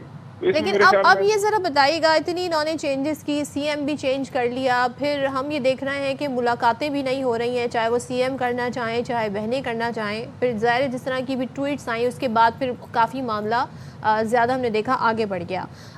اب رانا ثناء اللہ یہ کہتے ہیں جی سیاسی جدوجہد کریں, جمہوری آپ جدوجہد کریں, لیکن بانی پی ٹی آئی مسلح جدوجہد کا فیصلہ کر چکے ہیں. اگر یہ راستہ اختیار کیا تو پھر سخت جوابی ایکشن کا سامنا کرنا پڑے گا. تو پی ٹی آئی جو ہے اب ان کے پاس آپشن کیا ہے؟ اور دوسرے یہ کہ اگر یہ کرتے ہیں تو حکومت کافی ہمیں لگتا ہے تیار ہے. یہ صرف سیاسی بیان ہے، آپ سمجھتے ہیں کہ کچھ اس طرح کے بیان کا واقعی جو ہے پیچھے کوئی سبسٹنس بھی ہے اس کے؟ دیکھیں، اگر آپ رانا ثناءاللہ صاحب قابل احترام ہے ہمارے لیے سینٹر، ان کے جو جتنے بھی بیانات، اگر آپ نے جو ان کا ایک بیان چلایا ہے اس میں بھی انہوں نے کوئی 3 دفعہ اگر کا ورڈ استعمال کیا. اگر ایسا ہوتا ہے، اگر ایسا ہوتا ہے، تو اگر ایسا ہوتا ہے تو پھر ایسا ہوگا. یقینی طور پر پاکستان کے آئین اور قوانین کے مطابق کسی بھی سیاسی جماعت کو مسلح جدوجہد کرنے کی اجازت نہیں ہے. اگر پاکستان تحریک انصاف یا کوئی بھی دوسری پارٹی، حالیہ آپ نے ٹی ایل پی کا جب وہ دیکھا، انہوں نے وہ ایک لانگ مارچ کرنے کی کوشش کی جس کے اندر وائلنس استعمال ہوا، تو ریاست نے پوری قوت اور طاقت کے ساتھ اس کو روکا. تو کوئی بھی سیاسی جماعت اگر قانون اپنے ہاتھ میں لیتی ہے اور یہ پر تشدد سیاست کا راستہ اختیار کرتی ہے تو ظاہر ہے ریاست اس کو اس بات کی اجازت نہیں دے گی. آپ کا سوال کہ اب پاکستان تحریک انصاف کا آگے مستقبل کیا ہے، کس طرح وہ اپنی پالیٹکس کو آگے لے کے بڑھیں گے. فی الوقت تو ہم دیکھ رہے ہیں کہ انہوں نے یہ جو مذاکرات کا پورا جو عمل ہے، اختیارات ہیں، وہ عاشق زئی صاحب اور علامہ ناصر صاحب کو دیے. اور یہ دونوں لوگ چونکہ پارلیمان کے اندر موجود ہیں، ایک ممبر آف دا نیشنل اسمبلی ہیں، دوسرے ممبر آف دا سینٹ ہیں، وہ بات تو یہی کر رہے ہیں کہ جی آئیں بیٹھے مل بیٹھ کے بات کریں. ابھی ایک نیشنل ڈائلاگ وہ 21 اور 22 دسمبر کو انہوں نے ایک اسلام آباد کے اندر کانفرنس بھی کر رہے ہیں، وہاں پہ ساری سیاسی جماعتوں کو وہ انوائٹ بھی کرنے جا رہے ہیں. سو پاکستان کے اندر سیاسی استحکام کی کیا ضرورت ہے، ہمارا سب کا اس پہ کنسنسس ہے کہ استحکام کی ضرورت ہے. اس کا حل کس طرح ہونا چاہیے، اس کے اوپر بھی تمام جو مکاتب فکر کے لوگ ہیں وہ یہی کہتے ہیں کہ جی بات چیت کے ذریعے حل ہونا ہے. اب یہ بات چیت کیسے ہوگی، کیوں کر ممکن ہوگی، کون اس کو آگے لے کے بڑھے گا، ظاہر ہے حکومت وقت کے اوپر اس کی زیادہ ذمہ داری عائد ہوتی ہے اور ان کو انوائٹ کرنا چاہیے. اور باقی جہاں تک تعلق ہے کہ پاکستان تحریک انصاف یا کوئی بھی سیاسی جماعت اس میں کہ وہ زور زبردستی یا پرتشدد ذرائع استعمال کرتے ہوئے اپنی بات منوائیں گی، تو ایسا نہ کبھی ماضی میں ہوا ہے اور نہ ہی فیوچر کے اندر کبھی ہوگا.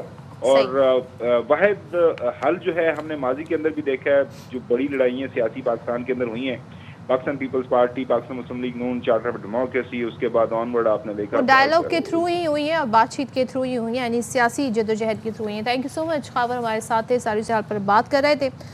جناب اب ذرا ہم بات کر لیتے ہیں. آپ نے سنا ہوگا جی جو گڈس ٹرانسپورٹرز ہیں ان کی جانب سے جی سارا ہڑتال کا سلسلہ جاری تھا اور 8 دسمبر سے یہ ہڑتال جاری تھی. پاکستان کے معاشی ہب یعنی کہ ہم جب کراچی کی بات کرتے ہیں تو ظاہر ہے بری طرح سے جو کاروباری سرگرمیاں ہیں وہ اس سے متاثر ہوتی ہیں. Karachi chamber of commerce and industries کے مطابق گڈس ٹرانسپورٹس کی ہڑتال سے سپلائی چین مفلوج ہو گئی ہے، صنعتیں بند ہونے کے قریب ہیں. نہ صرف کراچی کی کاروباری سرگرمیاں بلکہ ملک کی معیشت کو بھی نقصان پہنچا ہے اور ہر گزرتا دن جو ہے وہ اگر ہم حساب لگائیں تو اربوں روپے کے نقصانات کا سامنا ہے. بندرگاہ، فیکٹری، مارکیٹس میں خام تیل جو اور خام مال ہے اس کی ترسیل متاثر ہے. اب یہ مطالبہ کیا ہے حکومت سے کہ مسائل حل کیے جائیں اور جائز جو ہمارے مطالبات ہیں ان کو تسلیم کیا جائے. بالکل جی، تو پھر بات کر لیتے ہیں. گفتگو کے لیے ہمارے ساتھ موجود ہیں صدر Karachi chamber of commerce industries Rehan Hanif صاحب. شکریہ ریحان حنیف صاحب، آپ نے باخبر سویرا کے لیے وقت نکالا. گڈس ٹرانسپورٹرز کی ہڑتال سے کراچی کاروباری سرگرمیاں اور مجموعی طور پر اگر ہم کہیں کہ معیشت کو اربوں کا نقصان ہو رہا ہے ہر گزرتے دن کے ساتھ، کتنے نقصانات کا سامنا ابھی تک کرنا پڑ رہا ہے؟ اور سیکنڈلی یہ بتا لیجیے گا کہ مطالبات کیا ہیں؟ دیکھیے سب سے بڑا جو نقصان ہو رہا ہے وہ ایکسپورٹ کا ہو رہا ہے، کیونکہ آپ کا جو اب لوکل ٹریڈ کا جو نقصان ہو رہا ہے اس کا مداوع تو ہو جائے گا، لیکن اگر ایکسپورٹ میں اگر کسی کسٹمر کا، کسی آپ کے امپورٹر کا مال ڈیلے ہوتا ہے تو وہ ہو سکتا ہے دوبارہ آپ پہ ٹرسٹ نہ کرے اور دوبارہ آپ کو آرڈر نہ دے، یہ دوبارہ پاکستان کو آرڈر نہ دے کہ یہاں تو انریسٹ ہوتا رہتا ہے، میں کسی اور ملک سے لے لیتا ہوں. سب سے بڑا نقصان یہ ہو رہا ہے. دوسری بات یہ کہ مطالبات، دیکھیے کل ہماری تقریباً 2-3 گھنٹے میٹنگ ہوئی ہے ان کے ساتھ. ان کے کچھ مطالبات جائز ہیں جو کہ میں نے کل بھی پریس ریلیز میں بھی کہا تھا، مختلف ٹی وی چینلز پہ بھی کہا کہ جو جائز مطالبات ہیں وہ فوراً مان لیے جائیں اور جن چیزوں پہ ابہام ہے گورنمنٹ کو اس کے لیے کمیٹی بنا کر پھر بات چیت شروع کی جائے. لیکن گورنمنٹ کی جو مجھے سیریسنس ہے نا، پہلے تو دیکھیں 10 دن کے بعد آج یہ میٹنگ ہو رہی ہے، جب پانی سر سے اونچا ہو گیا تب یہ جا کے میٹنگ کر رہے ہیں. دیکھیے گورنمنٹ کی سیریسنس یہ ہے کہ کل جب کسٹم ہاؤس میں ان کی میٹنگ ہوئی تو پہلے 2-3 ہمارے نمائندے وہاں پہ کراچی چیمبر کے بھی گئے تاکہ ایز اے آبزرور وہ بیٹھ سکیں یا کوئی میڈیشن کرا سکیں, کوئی دونوں کے درمیان کوئی بات چیت کرا سکیں. تو انہوں نے کہا کہ جی ہم نے تو گڈس ٹرانسپورٹ سے میٹنگ کرنی ہے, ہم نے کراچی چیمبر والوں سے نہیں کرنی ہے. اچھا, تو ہمیں جی وہ 5-6 گھنٹے وہ باہر بیٹھے رہے دوسرے روم میں. تو اگر یہ کل یہ پھر رات کو مذاکرات ان کے ناکام ہوئے ہیں, آج دوبارہ ہوں گے. ناکام کن ایشوز پر ہوئے ہیں؟ دیکھیے مختلف چیزیں ہیں, وہ لائسنس کے بھی ایشوز ہیں. دیکھیے جو جائز مطالبات ہیں نا وہ تو یہ ہے کہ جو یہاں کا روڈ فٹنس ٹیسٹ ہے سندھ کا وہ پنجاب میں بھی ایکسیپٹ کیا جائے, یا ڈیزل کی گاڑی ہے وہ تھوڑا بہت دھواں دیتی ہے اس پہ FIR ہو جاتی ہے تو یہ نہ کی جائے. اور بھی بہت ساری ایک لمبی طویل فہرست ہے.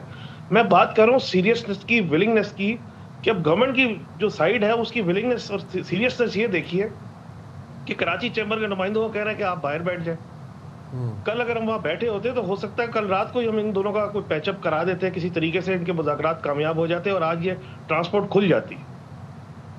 تو اب یہ صورتحال آپ کس طرف جاتی دیکھ رہے ہیں؟ آپ کہہ رہے ہیں کہ پانی سر سے گزر گیا, اس کے بعد گورنمنٹ سیریس ہوئی ہے, اب فائنلی گورنمنٹ سیریس ہو گئی ہے, اب کتنے اور مذاکراتی دور؟ اس طرح نہیں ہوئی ہے. اس کی سیریسنس ہے وہ تو ہم نے دیکھ لی رات کو. دیکھیں بات یہ ہے کہ اس وقت پورٹس پہ نا مزید 1-8 دن کی بات ہے, آپ کے پاس پورٹ پہ کنٹینر رکھنے کی جگہ نہیں ہوگی. اچھا, پھر آپ کے جو شپس ہیں وہ واپس چلے جائیں گے. پوری دنیا میں آپ کی بدنامی ہوگی کہ آپ کے شپس آئے ہیں, لنگر انداز نہیں ہو سکے اور واپس چلے گئے. تیسری بات یہ کہ جو آپ کی ایکسپورٹ $1 کے لیے تو ہم مر رہے ہوتے ہیں, اور پوری ہماری 8 دن سے ایکسپورٹ رکی ہوئی ہے, تو کتنا فورن ایکسچینج کا نقصان ہو رہا ہے. کئی 100-150-200 ارب روپے کا اس وقت تو کم از کم ٹیکسوں میں نقصان ہو چکا ہوگا گورنمنٹ کو اور دوسرے محصولات میں. تو یہ میں سمجھتا ہوں کہ یہ چیز تو پہلے دن میں نے کہا تھا کہ فوراً گورنمنٹ انگیج کرے ان کو, ان سے مذاکرات کرے, ان کی جائز باتیں تسلیم کرے, اور جن چیزوں پہ ڈفرینس آف اوپینین ہے اس پہ ہم بھی بیٹھ جاتے ہیں ساتھ میں. مجھے یہ سمجھ نہیں آیا ریحان صاحب کہ گورنمنٹ کا ایشو کیا ہے. گورنمنٹ ظاہر ہے کوئی بھی حکومت یہ نہیں چاہے گی کہ جی معیشت کو نقصان پہنچے, اربوں روپے میں نقصان پہنچے, اور آپ کہہ رہے ہیں کہ اب گنجائش نہیں رہے گی پورٹ پہ ان کنٹینرز کی, آلریڈی وہاں پر گاڑیاں کھڑی ہیں. تو یہ ایشو آپ سے ہے, ٹرانسپورٹر سے ہے, کس سے ڈائریکٹلی بات کرنا چاہتے ہیں؟ ایشو کو ریزالو کرنے کی طرف معاملہ کیوں نہیں جا رہا ہے؟ نہیں دیکھیں ہم سے تو کوئی ایشو نہیں ہے, ایشو تو بہرحال ٹرانسپورٹرز کا ہے. ہم تو ایک میڈیشن کی کوشش کر رہے ہیں کہ چلو ٹھیک ہے کچھ چیزیں اگر گورنمنٹ نہیں مان رہی ان کو راضی کریں, یا کچھ چیزیں ٹرانسپورٹرز اگر نہیں مان رہے ہیں تو ان کو راضی کریں, کسی طریقے سے یہ معاملہ حل ہو. سوال یہ ہے کہ یہ مذاکرات 10 دن پہلے 9 دن پہلے کیوں نہیں ہوئے؟ آج پانی سر سے اونچا ہونے کے بعد ہو رہا ہے, اور ابھی بھی جب ہو رہے ہیں تو کوئی سیریس نظر نہیں آ رہی ہے. اب آج دوبارہ بھی 12 یا 1 بجے دوبارہ ان کے مذاکرات ہونے ہیں, اللہ کرے کوئی بہتری کی امید نکل آئے. ٹھیک ہے. اور ایک تو آپ یہ کہہ رہے ہیں کہ جو پاکستان کی سافٹ امیج ہے اس کو شدید نقصان پہنچ رہا ہے, معیشت کو تو پہنچ رہا ہے نا, اربوں کا نقصان پہنچ رہا ہے. غیر ملکی سرمایہ کار جو ہے, جو آپ کا فورن انویسٹر ہے, اس کا تو اعتماد چکنا چور ہو جائے گا اگر مزید یہ صورتحال 2-3 دن تک جاری رہی تو. دیکھیے غیر ملکی سرمایہ کار کا کیا کریں, یہاں تو اپنے ملکی سرمایہ کار ہے اس کا اعتماد چکنا چور ہو رہا ہے. پہلے تو اپنے والے کو سنبھالیں گے, دوسرے والے کو دیکھیں گے. اپنے کو جانے والے اپنا یہاں سے جو سرمایہ جا رہا ہے صرف ہم اس کو ہی روک لیں, ہمیں کسی فورن ڈائریکٹ انویسٹمنٹ کی ضرورت نہیں ہے.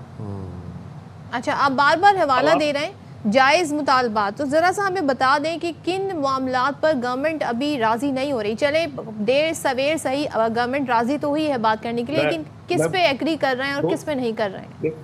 دیکھیں 2-3 چیزیں جو انہوں نے کل مجھے بتائی ہیں نا, ایک تو یہ ہے کہ جو فٹنس ٹیسٹ گاڑی کا اگر سندھ میں ہوا ہے وہ پنجاب میں بھی ایکسیپٹیبل ہو, یا اگر پنجاب میں ہوا ہے وہ سندھ میں بھی ہو, جیسے لائسنس ہوتا ہے. دوسری انہوں نے چیز بتائی ہے کہ یہاں پہ 36 ناکے لگے ہوئے ہوتے ہیں, ہر ناکے پہ بقول ان کے ہمیں پیسے دینے پڑتے ہیں. پھر کسٹم کی چیک پوسٹ ہوتی ہیں, کسٹم بھی وہاں پہ جا کے ہر جگہ پہ روک رہا ہوتا ہے. ارے بھائی جب مال اسمگلنگ ہو کے بارڈر سے کراچی آ گیا, اب کراچی سے اگر وہ اندر جا رہا ہے وہاں روک رہے ہوتے ہیں, بارڈر پہ نہیں روک رہے ہوتے. تو پھر ظاہری بات ہے جب کنٹینر کھلتا ہے اس میں مال خراب بھی ہو جاتا ہے, اس کو نکالا جاتا ہے, اس کو کھولا جاتا ہے, چیک کیا جاتا ہے, تو بہت سارے مسائل ہیں.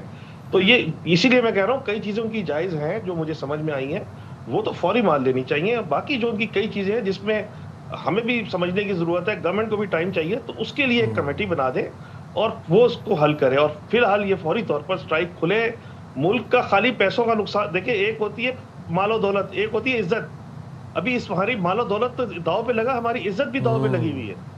सही कह रहे हैं। बहुत शुक्रिया रेहान हनीफ साहब, आपने बाखबर सवेरा के लिए वक्त निकाला। देखिए बहुत टाइम हो गया है। ये सिर्फ एक सिटी की बात नहीं है, किसी एक सूबे की मईशत की बात नहीं है, पूरे मुल्क की मईशत की बात है, पूरे मुल्क की सनतों की बात है। और ज़ाहिर है ये मसला जितनी जल्दी रिजॉल्व हो उतना बेहतर है। और कुछ ऐसे मुतालबात हैं जो ज़ाहिर है अभी रिसेंटली कुछ नए कवानीन भी बने हैं पॉल्यूशन के हवाले से, रोड फिटनेस के हवाले से भी। अगर सूबे आपस में कोऑर्डिनेट कर लें और उसके लिए कमेटी बन जाए कि किस तरीके से, ये थोड़ी कि जगह जगह जाके हर शहर में जाके डिफरेंट चालान देना पड़ेगा। अगर एक शहर में वो गाड़ी की फिटनेस मानी जा रही है तो दूसरे शहर में उस पर चालान होगा। तो ये पूरी होलिस्टिक अप्रोच होनी चाहिए, नहीं तो आपकी मईशत को नुकसान हो रहा है। और at the end of the day ये जो आपका कंज्यूमर है सबसे ज़्यादा बर्डन पर इस पर आ जाता है। चीज़ें महंगी हो जाती हैं, चीज़ों की जब मार्केट में सप्लाई नहीं होती तो वो डिमांड एंड सप्लाई के कॉन्सेप्ट आता है और फिर वो चीज़ें अचानक से महंगी भी होना शुरू हो जाती हैं। जाएंगे छोटी सी ब्रेक पे, हाजिर होंगे ब्रेक के बाद।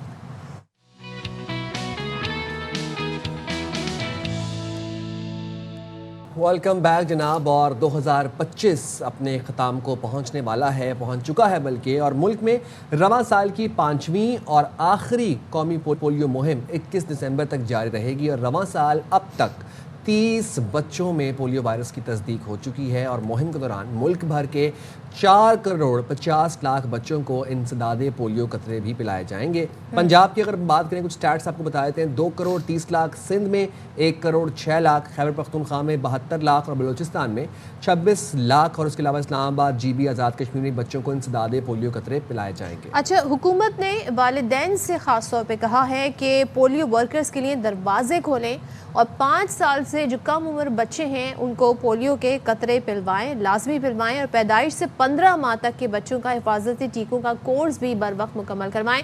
तो चले जी, ये ज़ाहिर है पाकिस्तान उन ममालिक में रह गया है जो 2 ही कंट्रीज़ हैं जहाँ पर पोलियो वायरस पाया जाता है, लेकिन इससे हम कोशिश कर रहे हैं, पूरी हमारे पोलियो वर्कर्स हों, इंसदादे पोलियो की मुहिम की जो टीम है, सब बड़ी जदोजहद कर रहे हैं। इस पर बात कर लेते हैं। सरबराह इंसदादे प्रोग्राम पंजाब अदील तसव्वुर साहब हमारे साथ इस वक्त हैं। Thank you so much Adeel join करने के लिए। पहले तो बताइएगा, पंजाब के हवाले से बात कर लेते हैं, वहाँ पे जो इंसदादी पोलियो मुहिम है, कितने बच्चों को ये पोलियो के कतरे पिलाने का हदफ इस मुहिम में मुकर्रर किया गया है? अस्सलाम वालेकुम। और सबसे पहले मैं आपका शुक्रिया अदा करूँगा कि आपने मुझे यहाँ पे दावत दी। पंजाब के अंदर पोलियो मुहिम जैसे कि पूरे पाकिस्तान के अंदर जारी है, पंजाब के अंदर भी पूरे ज़ोर शोर के साथ ये मुहिम जारी है। और इस मुहिम में घर घर बच्चों को कतरे पिलाने का जो हमारा हदफ है वो तकरीबन 17 मिलियन बच्चों का है। आज पोलियो मुहिम का 3रा दिन है और कल आखिरी दिन होगा। अच्छा, और अदील ये बताइएगा कि रवां साल पोलियो केसेस में गुज़िश्ता साल की निस्बत क्या फ़र्क देखा है आपने? जी, अगर पूरे मुल्क की बात करें तो पिछले साल हमारे पास 70 से ज़्यादा केसेस रिपोर्ट हुए थे। इस साल ये केसेस कम होकर सिर्फ 30 रहे हैं। अगर सिर्फ पंजाब की बात करें तो पंजाब में अल्हम्दुलिल्लाह एक भी हमारा सिम्टोमेटिक केस पंजाब में रिपोर्ट नहीं हुआ। सिर्फ एक केस ऐसा था जो कि रिपोर्ट हुआ, लेकिन वो भी बच्ची अल्हम्दुलिल्लाह किसी माजूरी का शिकार नहीं हुई। और ये हमारी मुहिम की कामयाबी का एक निशान एक अलामत है। लेकिन फिर भी हम ये जानना चाहेंगे, ज़ाहिर है आप कह रहे हैं कि कामयाबी इसमें मिल रही है, तो स्ट्रैटेजी क्या है? ख़ास तौर पे हम देखते हैं जो दूर दराज इलाके होते हैं या वहाँ पे जो बसने वाले होते हैं उनमें अवेयरनेस की भी कमी थोड़ी होती है, तो उनको कन्विंस करना ज़रा मुश्किल होता है। इस मुहिम की इन इलाकों में कामयाबी के लिए क्या स्ट्रैटेजी है, क्या प्लान है आप लोगों का?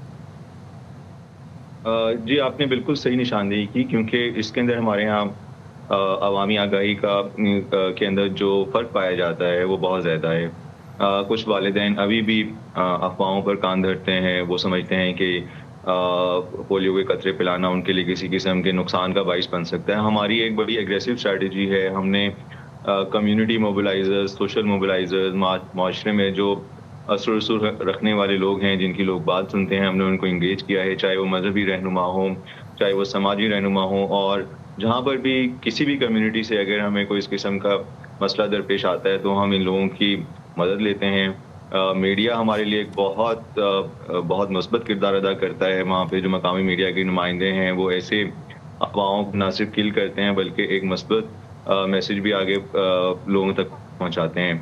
तो ये एक बड़ी मरबूत मनसूबाबंदी है जिसके अंदर तक माशरे से ताल्लुक़ रखने वाले तकरीबन तमाम लोगों को हम लोग अपने पोलियो की आगाही में इस्तेमाल करते हैं, उनकी मदद लेते हैं। اور عدیل یہ بتائیے گا کہ پنجاب میں اس وقت کتنے پولیو ورکرز فیلڈ میں موجود ہیں جو کہ پولیو مہم میں حصہ لے رہے ہیں؟ سیکنڈلی پنجاب میں جو حفاظتی ٹیکے ہیں ان کی شرح میں اضافے کے لیے کیا منصوبہ ہے، کیا اسٹریٹجی ہے؟ جی ہر مہم میں تقریباً پنجاب میں 2 لاکھ کے قریب پولیو ورکرز ہیں جو اس مہم کا حصہ بنتے ہیں، جس کے اندر ان کے سپروائزرز اور مانیٹرز بھی شامل ہیں، اور فرنٹ لائن ورکرز جو کہ وہ پولیو کی ٹیمیں جو کہ گھر گھر دستک دیتی ہیں اور بچوں کو قطرے پلاتی ہیں۔ دوسری آپ نے بالکل صحیح نشاندہی کی کہ حفاظتی ٹیکے اور حفاظتی اقدامات جو کہ بچوں کو ہم ٹیکے لگواتے ہیں وہ ہماری مہم کی کامیابی کا ایک بہت اہم ستون ہے۔ اس مہم کے اندر پولیو کی ٹیمیں والدین سے یہ بھی پوچھیں گی کہ ان کے کتنے بچے حفاظتی ٹیکے لگنے سے رہ گئے ہیں۔ ہماری والدین سے یہ اپیل ہے کہ وہ صحیح ڈیٹا اپنے پولیو ورکرز کو فراہم کریں تاکہ حکومت اور محکمہ صحت یہ یقینی بنائے کہ ان بچوں کو ہم حفاظتی ٹیکے لگانے کے لیے صحیح اقدامات کر سکیں۔ جتنا صحیح ڈیٹا ہمارے پاس ہوگا ہم اتنا ہی فوکس طریقے سے ان علاقوں تک پہنچ پائیں گے، اور ہم یقینی بنائیں گے کہ وہ بچے جو کہ حفاظتی ٹیکے لگنے سے رہ گئے ہیں ان کو یہ ٹیکے لگائے جائیں۔ اچھا، اور خاص طور پہ یہ بھی بات کہا گیا کہ حکومت نے درخواست کی ہے والدین سے کہ وہ دروازے کھولیں اور 5 سال سے کم عمر بچوں کو یہ قطرے پلوائیں۔ اب وہ پیرنٹس جو انکار کرتے ہیں ان کو ڈیل کرنے کا ظاہر ایک کیا طریقہ ہے، اس کے لیے کیا اسٹریٹجی ہے آپ لوگوں کی؟ اس کے اوپر حکومت اور محکمہ صحت اور حکومت پاکستان اس کی ایک مکمل کمٹمنٹ ہے کہ ہم آخری حد تک والدین کو قائل کرنے کے لیے اور کنونس کرنے کے لیے پوری کوشش کریں گے۔ اس میں ہماری درجہ بدرجہ اسٹریٹجی ہوتی ہے۔ پہلے مرحلے کے اوپر جو یونین کاؤنسل کا سٹاف ہے وہ والدین سے جا کے ریکویسٹ کرتا ہے کہ وہ اپنے بچوں کو قطرے پلائیں۔ اگر وہ پھر بھی کنونس نہیں ہو پاتے تو ایک پروفیشنل ڈاکٹرز ہیں جو کہ جا کے ان کی مدد کرتے ہیں، ان کو سمجھاتے ہیں، اور اس کے اندر ایک ان کو آخر تک قائل کرنے کے لیے ہم پوری کوشش کرتے ہیں۔ ہماری جو آخری حد یہ ہوتی ہے کہ ہم جو بچے کسی وجہ سے بیمار ہیں، کسی ایسی بیماری کا شکار ہیں کہ ان کا مدافعتی نظام کمزور ہے، اور ڈاکٹر ان کو سرٹیفائی کر کے دیتا ہے کہ ان بچوں کو کوئی ویکسین نہ لگائی جائے، صرف ان بچوں کو ہم ایگزیمپشن دیتے ہیں۔ باقی ہم آخری حد تک کوشش کرتے ہیں کہ تمام بچوں کو پولیو کے قطرے پلائے جائیں۔ پنجاب کی حد تک ہماری کمیونٹی ہمارا بہت زیادہ ساتھ دیتی ہے۔ ہمارے ریفیوزلز یعنی انکار کرنے والے والدین کی تعداد بہت کم ہے، اور جہاں جہاں پر ایسی پاکٹس پائی جاتی ہیں وہاں پر ہم معاشرے کے، اس طرح میں نے پہلے بھی عرض کیا کہ مذہبی رہنما، سماجی رہنما، سیاسی رہنما، یہ سب لوگوں کی مدد لیتے ہیں کہ وہ جائیں اور لوگوں کو قائل کریں، اور میں بڑے یقین سے کہتا ہوں کہ ہم اپنی کوششوں میں بہت حد تک کامیاب ہو جاتے ہیں۔ اور عدیل ہم بھی اپنے پلیٹ فارم سے یہی پیغام دینا چاہیں گے کہ جب پولیو ورکرز آپ کے دروازے پر آئیں تو آپ ان کو ویلکم کریں، ان کو بلکہ پانی پوچھیں، کیونکہ دیکھیں یہ وہ لوگ ہیں جو اپنی جان کی پرواہ کیے بغیر، ان کے ساتھ ایک پولیس اہلکار بھی ہوتا ہے، نہ سیلاب دیکھتے ہیں نہ بارش دیکھتے ہیں، دور افتادہ علاقوں میں جاتے ہیں کیمپین کے لیے۔ کیا ہمارے پلیٹ فارم سے کیا میسیج دینا چاہیں گے آپ اس وقت جتنے بھی ویورز آپ کو دیکھ رہے ہیں؟ جی میں بالکل اس بات سے اتفاق کرتا ہوں۔ میڈیا ایک ایسا ذریعہ ہے جو کہ گھر گھر لوگوں تک پہنچتا ہے، ہر موبائل فون کے اوپر آپ کی پہنچ ہے۔ ہم آپ کے توسط سے تمام والدین کو یہ اپیل کرتے ہیں، یہ پیغام دیتے ہیں کہ پولیو کے ورکرز آپ کے دروازے تک آئیں تو آپ ان کو خوش آمدید کہیں، اپنے بچوں کو پولیو قطرے پلائیں اور ان کے ساتھ ایک اچھا سلوک کریں۔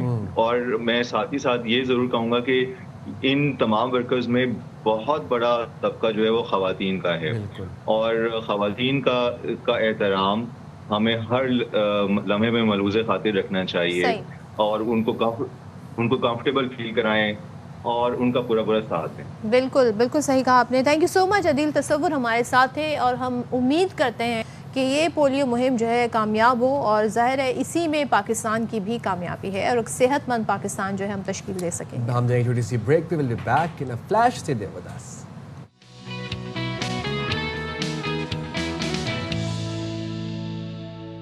Welcome back once again. بھائی ٹیکنالوجی کا زمانہ ہے، بڑی جدت آ رہی ہے، دنیا میں کیا کیا ہو رہا ہے، ہمارے ملک میں بھی بہت کچھ ہو رہا ہے، تو ہم بات کریں گے پاکستان کے باصلاحیت نوجوانوں کی، جنہیں ہم دیکھ رہے ہیں کہ چاہے وہ سائنس کی فیلڈ ہو یا آئی ٹی کی ہو، اس میں بڑا زبردست کام کر رہے ہیں۔ NIT university of engineering and technology کے انجینئرز نے کامیابی کے ساتھ پاکستان کی پہلی ड्राइवर लेस गाड़ी का टेस्ट ड्राइव अंजाम दिया है। जी, जो AI यानी मसनूई ज़हानत के ज़रिए तैयार की गई है। अब जब कराची से इनका ताल्लुक है तो मुझे एकदम से कराची की रोड याद आ गई। तो इनको क्या फीड किया गया है इस AI गाड़ी को कि मतलब खड्डा कैसे डिटेक्ट होगा, क्योंकि यूजुअली तो सड़क स्मूथ होती है, लेकिन ये खड्डा डिटेक्शन का कोई स्कैन होगा इसमें, खड्डा डिटेक्शन। एंड देन अगेन एक वो हमारी अपनी भी प्रोग्रामिंग है ना कि रिवर्स जब हम कर रहे हैं तो रिवर्स करते रहो, सेंसर्स जो मर्जी करें, जब तक ठा की आवाज़ नहीं आएगी तब तक आपने आने देना है। ड्राइवरलेस गाड़ी पर काम 1 साल कबल NED यूनिवर्सिटी के national centre for artificial intelligence में शुरू हुआ। शोबा कंप्यूटर इंफॉर्मेशन साइंसेज ने शुरू किया। अच्छा, चीन से दरामद शुदा एक बरकी गाड़ी को रोबोटिक्स, मैपिंग और सेंसर्स और फिर कंप्यूटर विजन और AI की मदद से खुदकार गाड़ी में तब्दील किया गया। वैसे बड़ी इंटरेस्टिंग चीज़ है कि खुदकार गाड़ी, ड्राइवरलेस कार। ये टेस्ट ड्राइव तो हो गई है, ज़रा हम पूछते हैं कहाँ से कहाँ तक ये सफ़र हुआ है ताकि अंदाज़ा भी। हमारे साथ मौजूद हैं जनाब team leader Anshara Mubeen, thank you so much Anshara, और साथ ही जी रिसर्च असिस्टेंट हैं इंज़माम खान साहब। आप दोनों का बहुत शुक्रिया। अंशरा, आपसे ज़रा आगाज़ करते हैं, पहले तो बताएं भाई क्या क्या है इस गाड़ी में, कैसे आपने इसे ड्राइवरलेस बनाया? ड्राइवरलेस डिफरेंट सेंसर लाइक हमारी होम ग्रोन टेक्नोलॉजीज़, उन पे हमने काम किया है, और लिडार सेंसर इन सबको देखते हुए, और जिस तरह आपने कहा कि रूट लेन डिटेक्शन और मॉडल हमने इसी तरह प्रिपेयर किए हैं कि पर्टिकुलरली लेन्स पे हम रिलाई ना करें, या जो हमारे समझे आइडियल कंडीशंस होती हैं उनको ना देखते हुए कराची के पर्टिकुलरली रोड्स को देखते हुए हम उसको। तो टेस्ट ड्राइव में कितना सफ़र तय किया है इसने? टेस्ट ड्राइव अभी हमने इन कैंपस ही किया है NED यूनिवर्सिटी के अंदर। फिर भी आर प्लानिंग कि हम रोड्स पे भी उसे लेकर आएँ। अभी हम टेस्ट। इंज़माम, मुझे बताइएगा कि इस तमाम तर इस प्रोजेक्ट में सबसे बड़ी टेक्निकल चैलेंज क्या था? क्योंकि हमारे पास ऑलरेडी कुछ ऐसी जापानीज़ गाड़ियाँ, कुछ ऐसी हाइब्रिड गाड़ियाँ भी मौजूद हैं जिनमें लेन डिटेक्शन भी होती है, हम ऑफ कर देते हैं, ऑटोमेटिक ब्रेकिंग भी होते हैं, सेंसर्स, वो आगे गाड़ी कुछ करीब आया आपकी तो ऑटोमेटिक डिटेक्ट करके मेन रोड पे या कहीं पर भी वो ब्रेक लगा देती है, हम वो भी ऑफ कर देते हैं क्योंकि हमारी रोड कंडीशंस इतनी उस तरीके से सिंक्रोनाइज नहीं है इस टेक्नोलॉजी के साथ। सबसे बड़ा तकनीकी चैलेंज क्या था? टेक्निकल चैलेंज यही रूट इंफ्रास्ट्रक्चर था, जिसमें हमें रूट की जो कंडीशंस है वो अनप्रेडिक्टेबल है, जो चेंज होते जा रहे थे। तो इस वजह से हमारी जो सॉफ्टवेयर एल्गोरिथम्स थे, जो लॉजिक्स थे, वो कभी कभार हमारे साथ नहीं दे रहा था, लॉजिकली वो सही नहीं हो रहे थे। जो हम एक्सपेक्टेड रिजल्ट लेना चाहते थे वो रूट के इंफ्रास्ट्रक्चर की वजह से वो सॉफ्टवेयर कभी कभार फेल हो जाता था। तो हमें उसे बार बार ट्यून करना पड़ा, रिफाइन करना पड़ता था, बार बार टेस्टिंग के जो एल्गोरिथम्स है। तो इसके बाद जो है ना हमारी सेंसर टेक्नोलॉजी बहुत अच्छा है, स्टैंडर्ड सेंसर टेक्नोलॉजी है जिसमें GPS सेंसर है, लिडार सेंसर्स है, और इनका जो कंप्यूटर सिस्टम है और एक्टिवेटर है, तो उसको हमें बहुत प्रिसाइज करने के बाद जो है ना ये रूट की जो अनप्रेडिक्टेबल स्ट्रक्चर्स है, वेदर कंडीशन है, ये इफेक्ट कर रहा है। ख़ासकर हमारी अर्बन इन्वायरमेंट है जिसमें हम टेस्ट करें। ये पहली बार दुनिया में इस तरह की इंडियन और पाकिस्तानी रोड में अर्बन सख्त इन्वायरमेंट पे ड्राइवलेस कार की जो अच्छा, एक चीज़ मुझे बताइएगा, जैसे हम ये पानी को देख के रुक जाए, कहीं पे कोई ऑब्स्टेकल हो उसे देख के रुक जाए। कराची की सड़क की अगर हम बात करें तो यहाँ तो जगह जगह पानी हमें नज़र आता है। अब ये जो एक इंसान अगर गाड़ी चला रहा हो तो वो तो उसको कहीं ना कहीं से गाड़ी को निकाल लेगा। ये AI ड्राइवरलेस गाड़ी जो है वो कैसे डिटेक्ट करेगी? या जो पेडेस्ट्रियन ब्रिज बना हुआ है, अजम्पशन तो यही है कि लोग उससे रोड क्रॉस करेंगे, मगर हमारे यहाँ माशाल्लाह से लोग जो है वो 1 फीट के फासले से कर रहे होते हैं। तो ये डिटेक्शन कैसे आपने मैनेज किया? फ़िलहाल जो है ना हम इन कैंपस थोड़ा कंट्रोल इन्वायरमेंट को, जहाँ पे ज़्यादा ट्रैफिक नहीं है, उसमें हम टेस्टिंग कर रहे हैं। और इसमें जो लिडार टेक्नोलॉजी है और विजन टेक्नोलॉजी है, तो इसका डेटा लेके जो AI के एल्गोरिथम्स है वो डिसाइड करते हैं कि ये पर्सन्स है, ये गड्ढा है, और रूट स्ट्रक्चर कम्प्लीटली वो मैप किया हुआ है हमने, गाड़ी को कंप्यूटर को दिया हुआ है, तो उस लिहाज से ये डिसीजन बनाते हैं। तो फिलहाल हमारी जो root in campus NED university के अंदर टेस्ट कर रहे हैं तो वो थोड़ा कंट्रोल इन्वायरमेंट है, उसमें हमने ज़्यादा ट्रैफिक नहीं रखा है। बस जो अर्बन इन्वायरमेंट है उसमें ज़्यादा जो पेडेस्ट्रियन आप बता रहे हो वो ज़्यादा ट्रैफिक नहीं रखा है, बट स्टिल इसमें ये कैपेबिलिटी है कि वो पेडेस्ट्रियन को डिटेक्ट करते हैं। इसके अलावा रूट की जो एजेस है और जो आप बता रहे हो और ऑब्जेक्ट्स आ रहे हैं रूट, वो सारे डिटेक्शन फंक्शनलिटी इस गाड़ी में है। सही صحیح. انشرا, میں یہ جاننا چاہتا ہوں کہ یہ اب آپ کا پروٹوٹائپ آپ نے بنایا, یونیورسٹی کیمپس کے اندر آپ لوگوں نے اس کو ٹیسٹ کیا, بٹ دنیا بھر میں آلریڈی ٹیکنالوجی متعارف ہو چکی ہے, کمرشل ہو رہی ہے, کیبس کے اوپر چل رہی ہیں ڈرائیور لیس گاڑیاں, پھر ہیوی ٹریفک ٹرالرز چل رہے ہیں. جرمنی کل میں ٹیکساس کی ویڈیو دیکھ رہا تھا. تو واٹ از ڈفرینٹ, یہ جو ابھی آپ نے پروٹوٹائپ بنایا ہے یہ کیسے مختلف ہے, اس میں کیا جدت ہے؟ یہ ہماری سمجھے اپنی ٹیکنالوجی ہے نا, مطلب باقی بے شک ٹیسٹ لینڈن اور کمپنیز ہیں جو اس پہ کام کر رہی ہیں, بٹ ہم چاہتے تھے کہ پاکستان کیوں نہیں یہ انیشیٹو لیتا ہے کہ ہم اپنی ٹیکنالوجی بنائیں. ہم باہر سے بجائے اس کی چیز کو امپورٹ کر کے آئیں, ہم اپنی ٹیکنالوجی پہ کام کرتے ہیں. We have researchers, we have engineer جو ان چیزوں پہ کام کریں, ان کو لے کے چلیں, اور پھر ہم جو technology like LiDAR and G P S ہم یوز کریں, اس کے اور بھی یوز کیسز ہو سکتے ہیں. لائک جی پی ایس آپ پوائنٹ دے دیں, گاڑی بس اسی روٹ پہ جائے, اسی کو ڈیفائنڈ ہو, اسی پہ ہی چلے. تو اس طرح ہمارا کام. اچھا, یہ پارک وارک کر لیتی ہے, خود کار پارکنگ ہے اس میں, خاص طور پہ ریورس پارکنگ اور پیرالل پارکنگ؟ اب فی الحال تو اس میں یہ فنکشنلٹی رکھا ہوا ہے کہ وہ ایک پوائنٹ سے دوسرے پوائنٹ پہ جاتے ہیں اور وہاں پہ رک جاتے ہیں. ہوم پوائنٹ سے لے کے ڈسٹینیشن تک جو ٹارگیٹ پوائنٹ ہے وہاں پہ وہ اپنا جو فاصلہ ہے طے کرتے ہیں اور رک جاتے ہیں. اچھا, مزید اس میں آپ لوگ کیا out of the box technology لانے کا سوچ رہے ہیں؟ سنس یہ پروٹوٹائپ ہے, بٹ آبویسلی اس کی بھی سرکٹ وغیرہ, کٹس وغیرہ تو آپ لوگوں نے منگوائی ہوں گی, پروگرامنگ خود کی ہوگی, کوڈنگ خود کی ہوگی. اس میں کیا کچھ out of the box technology لانے کا سوچ رہے ہیں؟ ماڈلس کو لے کے چل رہے ہیں ہم, جیسے اور جو اس کی سافٹ ویئر اور میچور کر رہے تاکہ وہ فی الحال کنٹرول ان کیمپس ہے, اس کو لے کے ہم روٹ کے جو کراچی کے خاص کر روٹس ہے, ٹریفک ہے سخت, اور ڈفرینٹ سینیریوز پہ بھی ٹیسٹ کریں. مطلب اگر لینز بھی نہیں ہیں کسی روڈ پہ تو ہم کیسے چلائیں گے, کوئی پیڈسٹرین آ گیا, کوئی اینیمل آ گیا, ان چیزوں پہ ہم نے کیسے بریک لگانا ہے, کیسے رکنا ہے, ان سب چیزوں کو پھر ہم ایک ریئل لائف سینیریو. اچھا, ابھی اس کی آئی تھنک رفتار 15 سے 20 کلومیٹر ہے, تو اس میں یہ کیوں, اس کی کیا وجوہات ہیں, آپ نے اسٹینڈرڈ رفتار کیوں؟ ابھی کیونکہ ہم ٹیسٹ فیز میں ہی ہے تو ہم سیف سائڈ 10-20 پہ, کیونکہ ہم کیمپس چلا رہے ہوتے ہیں تو ہمیں تھوڑا سا اسٹوڈنٹس وغیرہ اس طرح بھی چیزوں کا سیفٹی میجرز لینے ہوتے ہیں, تو فی الحال ابھی ہم نے 10-20 رکھا ہوا ہے. اچھا, ہم دیکھتے ہیں کہ حوصلہ افزا ہے آپ کا کام, لیکن ہم دیکھتے ہیں کہ آلریڈی جو انوینشنز ہو چکی ہوں ملک بھر میں, ہمارے ملک میں پھر تھوڑا لیٹ شروع ہوتی ہیں. سو ایز اسٹوڈنٹس آپ لوگ کیوں تھوڑا سا ذرا اس طریقے سے آپ کا تھاٹ پروسیس چلتا ہے کہ ہم لوگ ہم لوگ فالوورز کیوں ہیں, ہم لوگ کیوں نہیں خود سے کچھ انوینٹ کرتے؟ بالکل, دنیا میں یہ آلریڈی یہ ابھی بھی ریسرچ ہے. No one have achieve full autonomous vehicle, جو آپ کہتے ہیں لیول 5 ہے, جس کو بولتے ہیں لیول 1 سے لے کے 0 سے لے کے لیول 5 تک ہے, تو وہ فلی اٹانومس فل اسکیل ڈرائیو لیس کار ہے, وہ ابھی بھی مارکیٹ میں نہیں ہے. تو کرنٹلی یہ انڈر ڈیولپمنٹ ہے, ریسرچ ہے. تو مطلب ہم بھی ایک وقت پہ آ چکے ہیں کہ ہم ڈرائیو لیس کار پہ لیول 3-4 پہ ہیٹ کر رہے ہیں ہماری ڈرائیو لیس کار. تو اچھا, تو آگے ویسے کیا, کہاں پر آپ نے اس پروٹوٹائپ کو لے کے جانا؟ بس ہم نے کراچی کے روڈس پہ اس کو ٹیسٹ کرنا ہے انشاءاللہ بہت جلد, and we are planning to exhibit it as well, نا کہ ہم لائک 1 to 2 ویکس میں اس کو ایگزیبٹ بھی کریں اور پھر انڈسٹری کے لوگوں کو.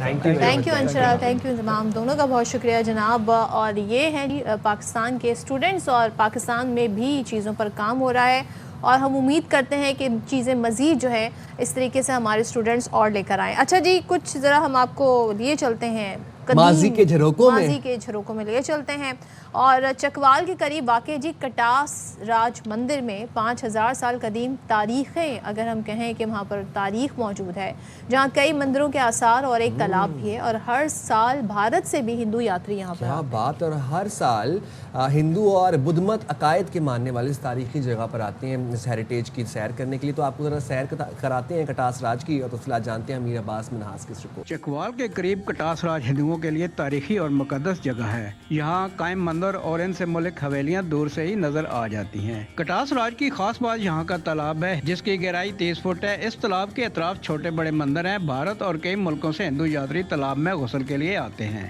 یہ 5,500 سال پرانا یہ استھان ہے. پورے ورلڈ میں ہر دوار کے بعد شری کٹاس راج کا استھان ہے. کٹاس کے معنی غمزدہ آنکھیں, دکھی آنکھیں, آنسو بری آنکھیں. कटास राज सिर्फ हिंदुओं तक महदूद नहीं बल्कि बुद्ध मत के मानने वालों के लिए भी ये रूहानी मरकज रहा है। यहाँ कई सदियों तक रहब, इबादत और गौर व फिक्र में मसरूफ रहे। यही वो जगह है जहाँ मशहूर मुसलमान साइंसदान अबू रेहान अल बैरूनी ने जमीन का कदर मालूम करने का तजर्बा किया और दुनिया को एक हैरत अंगेज साइंसी हकीकत से रोशनास कराया। ये 5000 साल पुरानी तारीख है। यहाँ पे मुख्तलिफ मंदिर है, हनुमान मंदिर, रामचंद्र मंदिर, हरी सिंह की हवेली, सतगढ़ा, स्टूपा वगैरह। कटास राज जहाँ तारीख, मजहब और इलम एक साथ जुड़े हैं, ये मकाम आज भी इंसानियत के लिए एक पैगाम देता है कि इलम, मोहब्बत और अकीदत की कोई सरहद नहीं होती। अमीर अब्बास, ARY न्यूज़, कटास, चकवाल। ओहो, अब हम किस पे बात करने वाले? क्रिकेट की बात कर लेंगे जनाब। पहले हम जरा ICC की बात कर लें, फिर आपको PSL की भी खबर देते हैं। बट ICC की ट्रॉफी की रोनुमाई जनाब कर दी गई है और आपको जरा अगर हम मनाजिर दिखाएं तो क्या खूबसूरत व्यूज के अंदर ट्रॉफी की रोनुमाई की भाई इसके टूर का बाकायदा आगाज हो रहा है। ये लोग टूर करते हैं, ये ट्रॉफी टूर करेगी जनाब। और ये ट्रॉफी के सफ़र का आगाज़ की मुश्तरका जो होस्ट है, मेज़बान है यानी कि भारत और श्रीलंका, उनको मिलाने वाला जो एडम ब्रिज है उससे किया जाएगा। ICC का कहना है कि ट्रॉफी को ओमान, कतर, बहरीन, नेपाल भी ले जाया जाएगा। और T20 world cup mega event 7 फरवरी से 8 मार्च तक खेला जाएगा। पाकिस्तान की टीम अपने तमाम मैचेस श्रीलंका में खेलेगी। तो जाते आपको ये भी खबर दे दें कि अंडर 19 एशिया कप में पाकिस्तान ने UAE को शिकस्त देकर सेमीफाइनल के लिए क्वालिफाई कर लिया। और क्या कमबैक था हमारे छोटे लड़कों का। आखिरी ग्रुप मैच में कौमी टीम ने 70 रन से फतह समेटी और सेमीफाइनल में शाहीनों का मुकाबला श्रीलंका या फिर बांग्लादेश से होगा। और दुबई में खेले गए डू और डाई मैच में ग्रीन शर्ट्स ने पहले बैटिंग करते हुए 9 विकेटों के नुकसान पर 241 रन बनाए।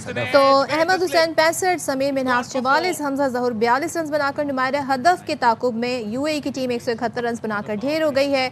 अब जनाब जी देखते हैं क्या होता है फिर आगे। और जैसे कि आपने कहा छोटे लड़कों ने जी सेमीफाइनल में जगह बना ली है। और एक और बस जाते जाते आपको एक खबर दे दें कि तैयारी पकड़ लें, PSL के मैचेस क्या पता आपको पहाड़ों में बैठ के देखने पड़े, खूबसूरत हसीन वादियों के दरमियान क्रिकेट मैच देखने को मिले। ऐसा भी हो सकता है। तो हमें दें इजाजत, मुलाकात होगी आपसे। अपना ख्याल रखिएगा। अल्लाह हाफिज। पाकिस्तान जिंदाबाद।